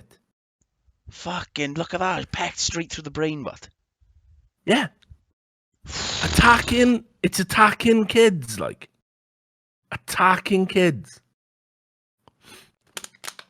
Now, but blood isn't against 2S, but that's fake blood anyway. You don't know any different. Yeah, whatever. People will complain. All the people as well. You got all the people will be going, haha, TOS. They're the same fucking losers that then report you and demand that something be done about it, just so they can go, haha, monkey TOS. Like, you know, haha. We're engaging with your stream. Ha. That was me. Killing a dog, and then attacking the same family's child. You know what I mean? Now, like The straight. gulls. It's like mafia shit, but coming at you like, if you don't give me money, I'll just keep taking L's, but keep taking family members. What's that? Dog killed, children attacked. They're just coming for everything you hold dear, but. So, right, it doesn't end there. What you got to start worrying about here is, like, the Seagull lobby. As we know, they've got friends in high places, the Seagulls. I actually saw a story trying to make out, right, and this is what propaganda looks like, people. You know, I always tell you on the show, people are going to take this bit serious, Sam. So just warning you now, people are idiots. That's just between you and me, okay, buddy? I muted the stream there. They don't know. This ought to hold these SOBs, right? But this is what I do a show. Pretty much this show is breaking down funny stories in the news, and occasionally we throw one in telling you what propaganda looks like because the media lies. Well, let me tell you, they got the laws on their side, the gulls. They got the fucking laws on the side. We know that. They got the fucking laws on the side. And I'm telling you, you see stories like this, and this is how you know they got fucking journalists on their side. There's a lobby working to try and keep the gulls doing what they're doing. You got to ask yourself why. You got to ask yourself about that, right? This is from the Leaf Desk, which is a marijuana news website. God, fucking losers, what? Oh, I know, innit? I hate people like that, but stop making weed your entire life. Smoked weed, shut your mouth, but fucking hell, stop campaigning. I know, losers, but I hate them. I just hate people like that. You know, the people who wear like the fucking weed leaf t-shirts and all that. Yeah, because you do know it can cure cancer, man. Yeah, but because then you do know everyone who smokes green, everyone just assumes I'm like that person, but no, yeah, I'm not mentally ill. But yeah, it's like, dude, can you like? I can just appreciate that it's a drug that gets you high and all that. Yeah, you know what I mean. But anyway, don't wear the t-shirt, sing the theme tune. Like, nah, it's stupid as fucking him. But right. So they put the story out, which has got the fakest story I've ever heard this. I'm calling this fake news. So it makes you wonder why they're putting this out there. Gull steals weed stash as cops close in for arrest. Trying to make out that gulls do you favours now. A Swedish man had a lucky escape when a gull nabbed his bag of weed just as detectives were approaching a nearby suspect smoking marijuana. The plainclothes officers were patrolling the Gothenburg Cultural Festival when they spotted a woman openly smoking a cannabis joint. Sweden is home to some of the world's strictest drug laws, with possession of marijuana punishable by a hefty fine and 6 months in prison. There's your fucking ideological utopia, by the way, ladies and gentlemen. Sweden, where they welcome you back if you go and fight for ISIS, but 6 months in prison for a joint. So, yeah, you've got your priorities all fucking sorted. Great country, love it. Love Sweden. But as the undercover policeman closed in, a man on a nearby park bench clocked the officers, who then spotted him tossing a bag of weed away. Diverting their attention from the smoker, the law enforcers headed to arrest the man, but just as the second officer was reaching down to retrieve the suspicious bag, a gull swooped in and made off with the evidence. And then it goes on to say, no evidence, no arrest, and the beak were foiled by a beak. I'm guessing the beak is probably like they mean the bill, the daft bastards. They mean the bill, surely, but I reckon they are actually just that dumb. But and they went to my old bill. Yeah, the bill were foiled by a bill. Yeah. You might be right. Actually, yeah, that makes the beak were foiled by a bee. Yeah, the human personification of cocaine was foiled by a seagull. That doesn't really work at all, does it? But anyway, see, they're putting out propaganda now to try and make you think gulls are your friends. Gulls are not your friends. Sounds more like those police officers stole 10 grams of weed, but like, where'd it go? Oh, fucking Seagull stole it and that. Yeah, fucking Seagull. And as I've said, right, other birds are learning the lessons, and this is the problem. Just like in Alfred Hitchcock's The Birds, right, where it started with them two lovebirds singing a song, and for some reason, still don't know, because that's the whole point of the movie. It's adapted from a Daphne du Maurier novel. You never know why the birds went rogue. You never know, right? But look, roosters now are rising up, and you don't want them involved. Not the chickens. We got loads of them, right? And this one, an elderly woman's pet rooster pecked her to death because it hit her right on a varicose vein. And she just bled out, I think. I don't even know, like, how's that happened? Like, how's that happened? An elderly woman was killed after being attacked by an aggressive rooster while collecting eggs on a rural property in South Australia, a pathology expert has revealed. The woman's death was studied by the University of Adelaide. Professor Bayard said the woman was collecting eggs from a chicken coop on a rural property in South Australia when the rooster pecked her lower left leg, causing her to hemorrhage and collapse. An autopsy later revealed 2 small lacerations on her lower left leg, with her death a result of bleeding through varicose veins. Says here, older people are also not good at defending themselves against animal attacks. Their balance might not be as good. No shit, geez. Yeah, it turns out, yeah. Shit, Yeah, I know, innit? You're the professor. I know, you're the professor. Turns out old people aren't as good as younger people at certain physical things. No. Sound. Never knew that. Never knew that. But there you go, see? Now what if this rooster's getting ideas now, isn't it? Starting to join You up. know. He's like, hang on, I'm harder than a seagull, but I'm way louder and everything. Yeah. That's what I'm thinking. I live on a farm. I could start killing pigs and cows. I could practice. What worries me is some sort of rooster seagull alliance, you know, Like and the then other birds start Lib looking at Dems it. and the Tories, like, having a fucking coalition. Yeah, exactly. A coalition government of roosters, chickens, seagulls, and then what happens? What if we fucking deploy the peregrine falcons on all the beaches and we think it's going to work out and it's going to be okay, and then they're full NWO in all in this bitch, and we just get fucking punked. And now we've deployed them and given them the keys to the fucking city. Like, yeah, you didn't see that coming. RWO. We're going to have to get some peregrine falcons we trust, but start training them now. I know, we're going to have to. It's the only way. But anyway, so that's where we're at with the war with the gulls, guys. So, guess we need to start wrapping up the show. I've got some funny stories to sort of just wrap it up. I've put them all to one side, and I've got hang on, no. How long has the actual show been running for? 2 hours. No, I'll have to save it. Mate, there's some wild shit going on in Popeyes. I've seen it, but it's had a scrap. It's had a massive gang fight, but no, I've got the full story of how they introduced the chicken sandwich right the way to people fucking basically doing like illicit drug deals to get the chicken. People having fights for the chicken. There's a man suing Popeyes over the chickens. We'll have to just do another show because that's too mental. Like, no, we'll have to. Yeah, there's too much to go into there. But anyway, I did promise that we do a bit of church news. The church is wild in, as it always is, right? Just in case, you know, if you ever think that, we've moved on, religion's good and it's still helping us all out and it's still a philosophy that we should definitely keep a hold of. I saw this beauty over in the fucking Cyprus Mail. Yeah. Did you see this? Yes, this is a beauty. Right? Yep, Cyprus Mail. Bishop says homosexuality is passed on to the unborn child when pregnant women enjoy anal sex. That's how it works, mate. Bummed your mum gay. He cracked the case. He's figured it out. He's figured it out, mate. He's figured it out. He's figured it out, right? Straight bummed your mum. Yeah, he's literally figured it out, mate.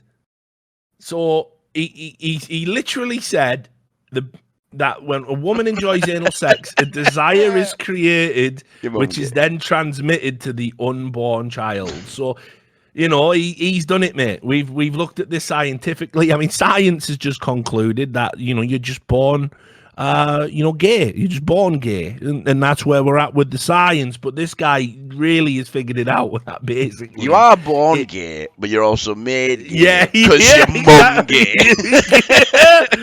We got bishops out here just dropping your mum gay like it's nothing. Like I can't. Man. I literally can't. Like, just imagine that shit coming out. Like, imagine that. Just imagine saying that in the modern world. Like, imagine saying it. Just imagine.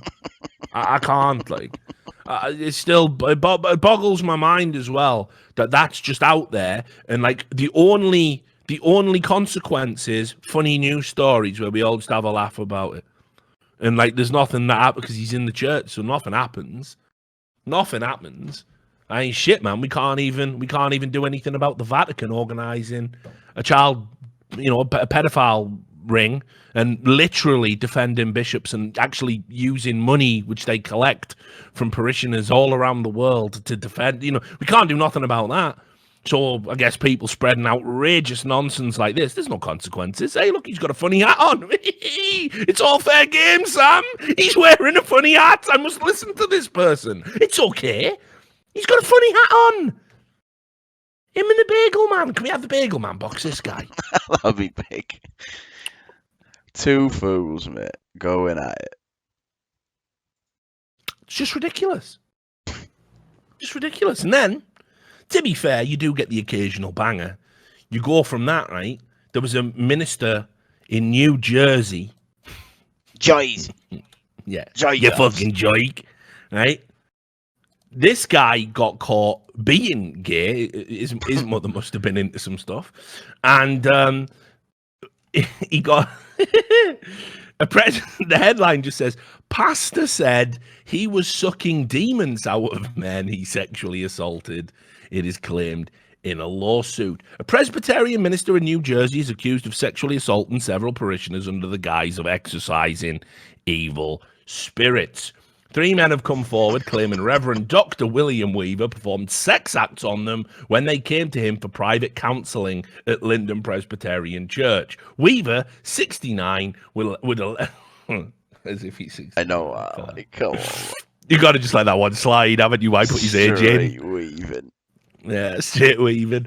Weaver, 69, would allegedly tell the men he needed to suck out demons through their semen, citing Native American rituals and a verse from Ephesians telling Christians to put on the full armor of God. Now, I've seen Armor of God with Jackie Chan, and it's a banger, and I don't remember anyone getting their dick sucked in that movie. Mate, all I'm saying is, right, I reckon the knobs he was sucking, they knew it was nothing to do with demons. That's all I reckon he was saying, yeah, I gotta suck the demon out of penis. They're like, yeah. Whatever you need to say to make this sound with you, mate. Suck, man. There's no way those guys were actually all in onto it, but believe that? That's not what the lawsuit says, Sam. Straight C. That's not what the lawsuit says. So I'm giving them the benefit of the doubt. You know what I mean? I don't even know. This is just surreal. According to the statements the men submitted to the Presbyterian Church of Elizabeth, which is jurisdiction over the church in Linden, Weaver would order each of them to strip naked and lie down. He would place an angel coin on their foreheads and have them balance stones on their hands and ankles. Like, he's all in on this stuff. Weaver would then perform oral sex on them. Allegedly, yeah. Get some allegedlys in the chat. Right? Another man said, after the oral sex was performed, Weaver lifted my head up and looked into my eyes and said, you don't have to be afraid anymore. I'm your protector now. And then the minister kissed him on the lips. Me. I'm done, this fucking fuck this podcast, man.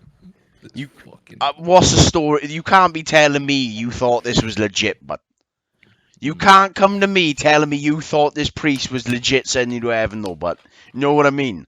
As soon as he started putting stones on my ankles and rubbing my chest, but I would have been walking. Like, you've got to take a degree of responsibility at that point, but you can't just sit there and allow yourself to be sucked off by a priest and then be like, well, that's unreasonable as fuck. I didn't know that wasn't for Jesus. What do you mean, but you must have had a fucking, you know what I mean? You must have figured it out. The penny must have dropped, but the penny must have dropped. The penny was on his fucking forehead. Exactly, on his chest. Yeah. Balance his penny on your head. Maybe that's what he does. Keeps you distracted, so distracted by the pen, you don't even feel the dick sucking coming. Fuck. The church, mate. What's going on? It's wild as fuck, mate. The church. It's the church. Fuck, what a mess. What an absolute mess.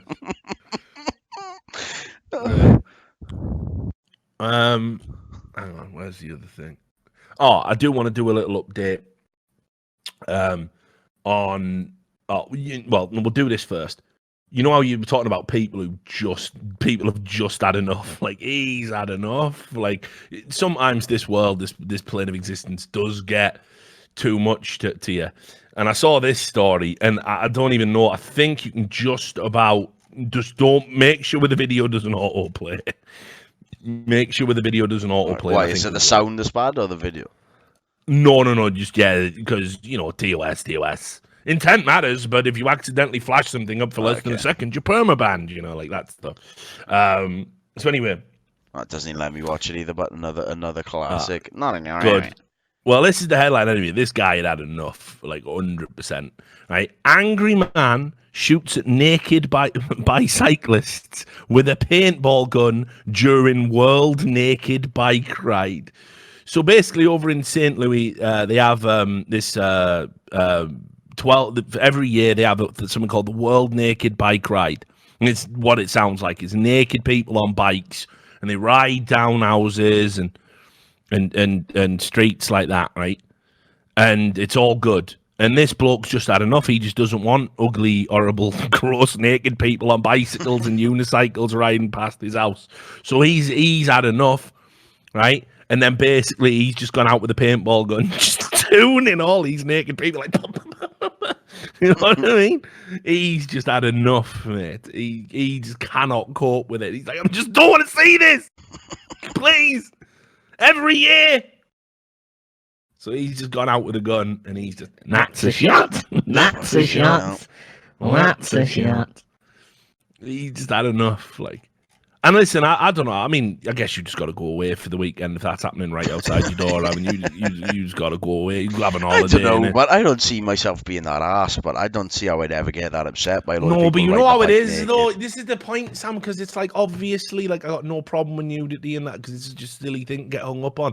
What I have a problem with, much like the weed people, you see, like the weed people, right, never shut the fuck up about weed, and they make it their entire identities, and all they ever fucking talk about is weed, MLG.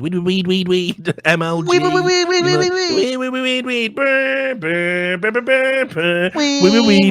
smoke weed. You know, yeah, they're just living like that, right? But the point is, like, right, have you ever seen a good-looking nudist? No, they're always gross as fuck, and it's like you got the least to fucking want to show, and you won't stop showing it to people. It's almost like that's a pre-version, you know, as they say in Doctor Strange. You're not a prevert, are you? You know what I mean? It's just weird, isn't it? Because it's like, listen, you know when you work in an office, right? And you've got the one person who never shuts the fuck up about how much sex they're having. Yeah. Do you know what I mean? Hanging, aren't they? Yeah. Hanging. Always, every time. It's always worse. And you know they're lying, and they're just overcompensating to try and get away from the fact of how fucking hanging they actually are and how they're not having sex. And you come in, you go away for the weekend, so you don't have to put up with that bullshit. And then Monday morning, they're there. Oh, you know, I had a threesome over the weekend. This way, that way. I'm thinking, will this pleasure never end? It's like, your parents over again with him. You're not getting any. Stop lying. You know, and it's like, nudists are always just the worst. It's like, put it away. Just put it away. Big grey beaver all the way up to your fucking chest. I don't want to see it. I understand you have a right to show it off, but just go to a special beach or something. Don't ride past on a bicycle with all of it flip-flopping around like fucking, you know, like some 80s fucking child's toy called Gloop or something. Like, you know, don't fucking be on a bike moving with it. So, you know, I can understand you having a breakdown on World Naked Bike Ride Day. I can get on board with it. Right, anyway. There's that. Then this is the thing I wanted to update you on, because as you know, Sam, we've got this ongoing bet about sex robots. I still think it's bullshit. I think this is headline grabbing, clickbait nonsense. Where you fucked up was the duration, but because I remember there's something outrageous like 30 years or something. But that was the part. Yeah, as I said that because I'll be dead in 30 years. So, yeah, you know what I mean. So as long as I'm alive still. Because I'm not doing the full. I'm not doing the full innings. Like once existence becomes, it's already psychologically painful, but once it becomes physically painful and not enjoyable, I'll be seeing you later. So anyway, sex robots, as we've talked about on the podcast quite a bit. Me and Sam have a bet where basically he thinks a sex robot's going to kill somebody in the next 30 years. I say I think it's the most overplayed, overhyped load of shit I've ever heard. And it's just a way basically to advertise sex robots by the powerful sex robot lobby. Because I'm telling you folks, by the way, sex robots are going to be big business. If you get a chance to invest in a company that makes sex robots, do it now. You're going to clean up in 10, 20 years. The stock will be through the roof.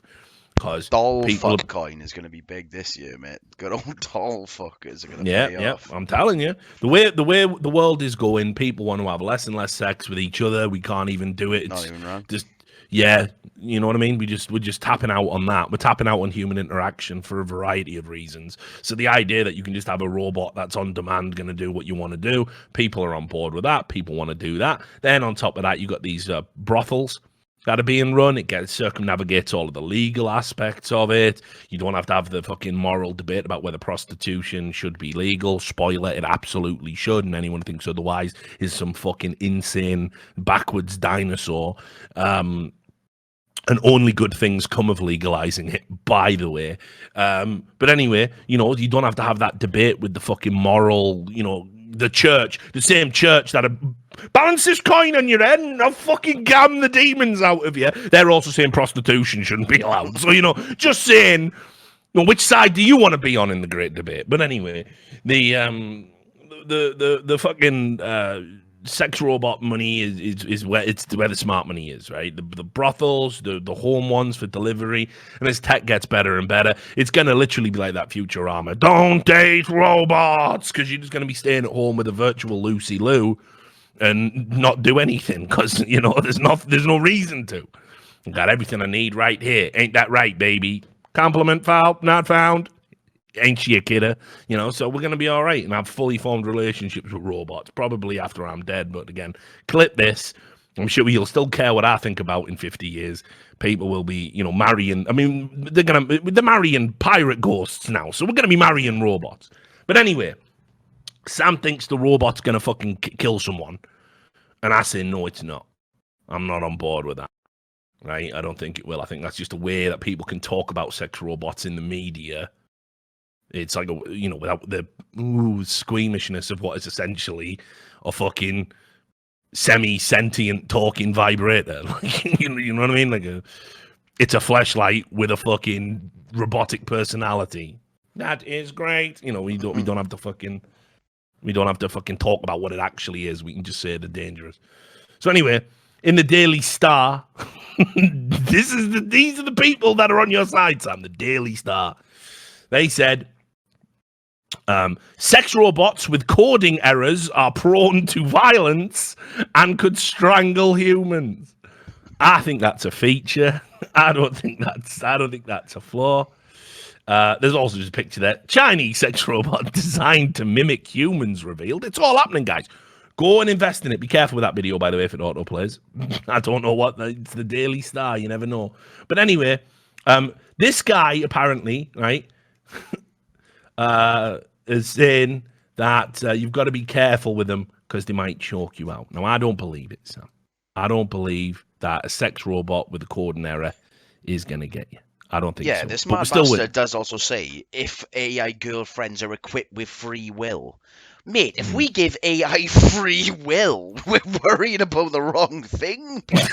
Giving AI free will. Does he think that's what a sex robot is, but? Does he think? Yeah. No, but. You think sex robots choose to be a sex slave out of free will? That is what an AI would do, but it would end everyone, but. Don't give AI free will. Let's not but that's what I'm saying. This is the other thing. We don't even need to worry about. Just build an AI. You don't need to worry about carbon emissions.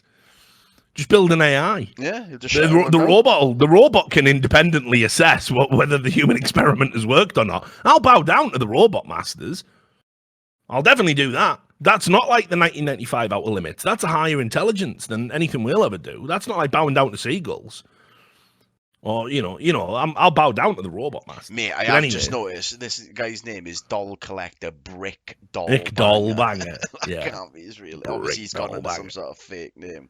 Yeah. He got on obviously he's using a pseudonym, and plus it's the Daily Star, so who knows if he's even real at all. But this is what I mean, though. It's just a way to talk about it. No one's getting iced by a sex robot. No one. I'm telling you. And regular non-sex robots don't count.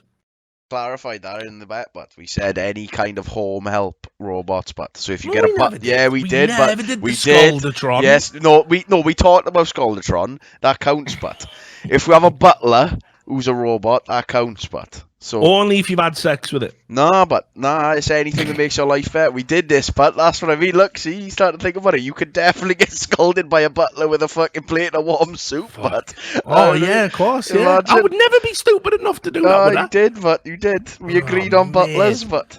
I must have been wasted again. Because I remember When am I gonna my stop argument was doing like, the podcast what drunk? makes it a sex robot, but is it just going to be fit? Like, what makes it a sex? Have you got to put your dick in it, but have you got to grope it? What levels of sex? So if you got a butler, you find fit, but They say there's no consequences for alcoholism, Sam. Now I realise. oh well, what was There is. the humiliation anyway? I think you had to get sucked off by that Suckatron 4000, didn't you? No, I thought you were going to say that priest. I was like, hang on, but.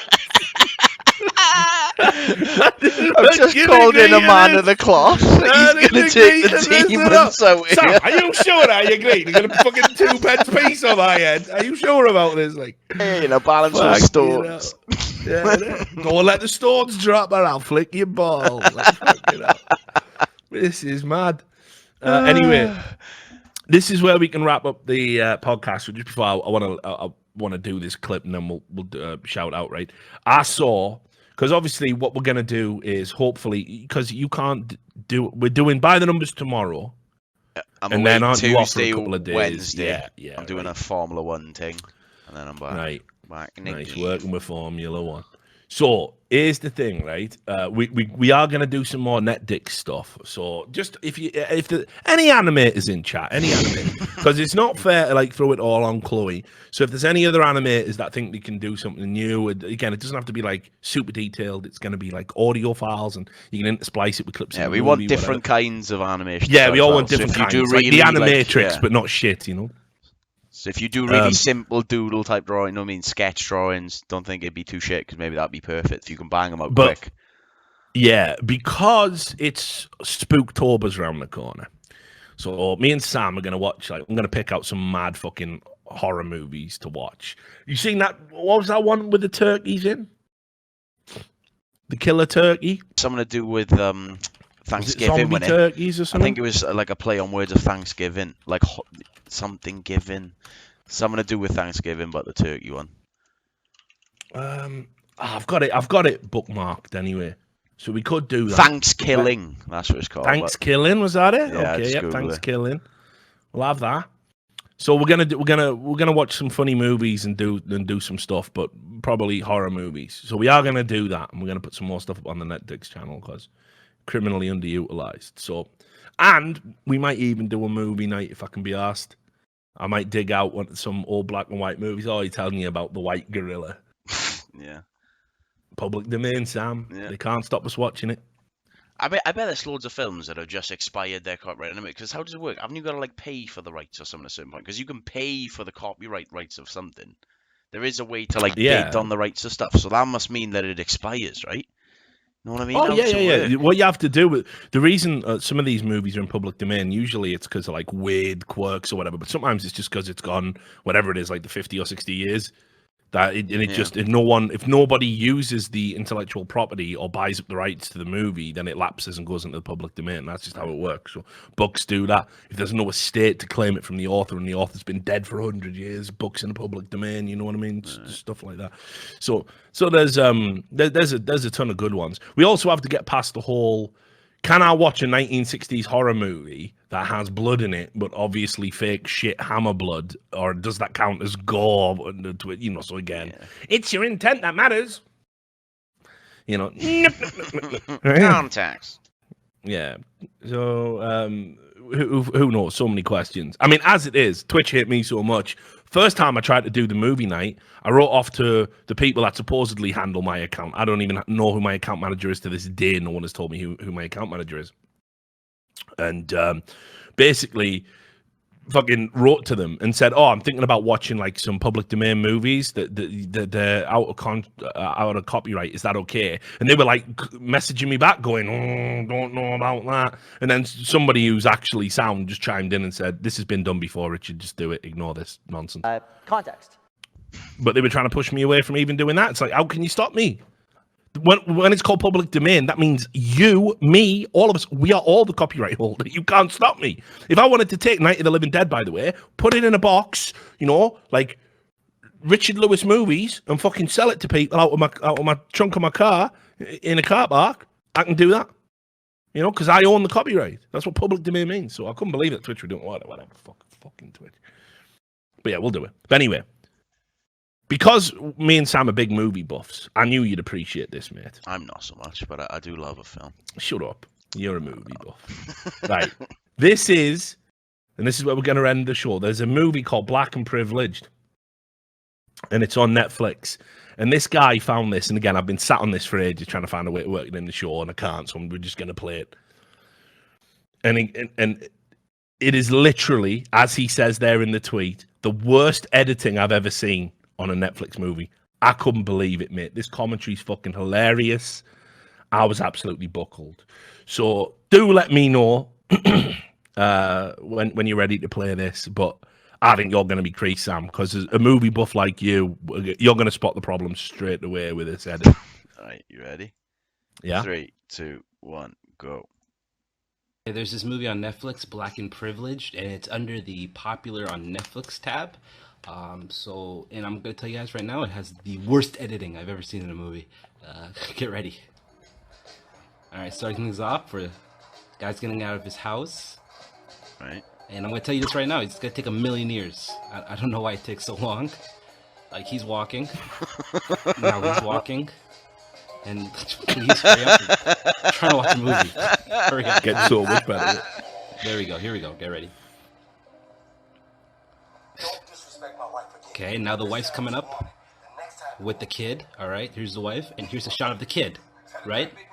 Now the wife's with the husband, and the kid's coming up with the wife. The wife has her daughter, but now the wife's with her husband.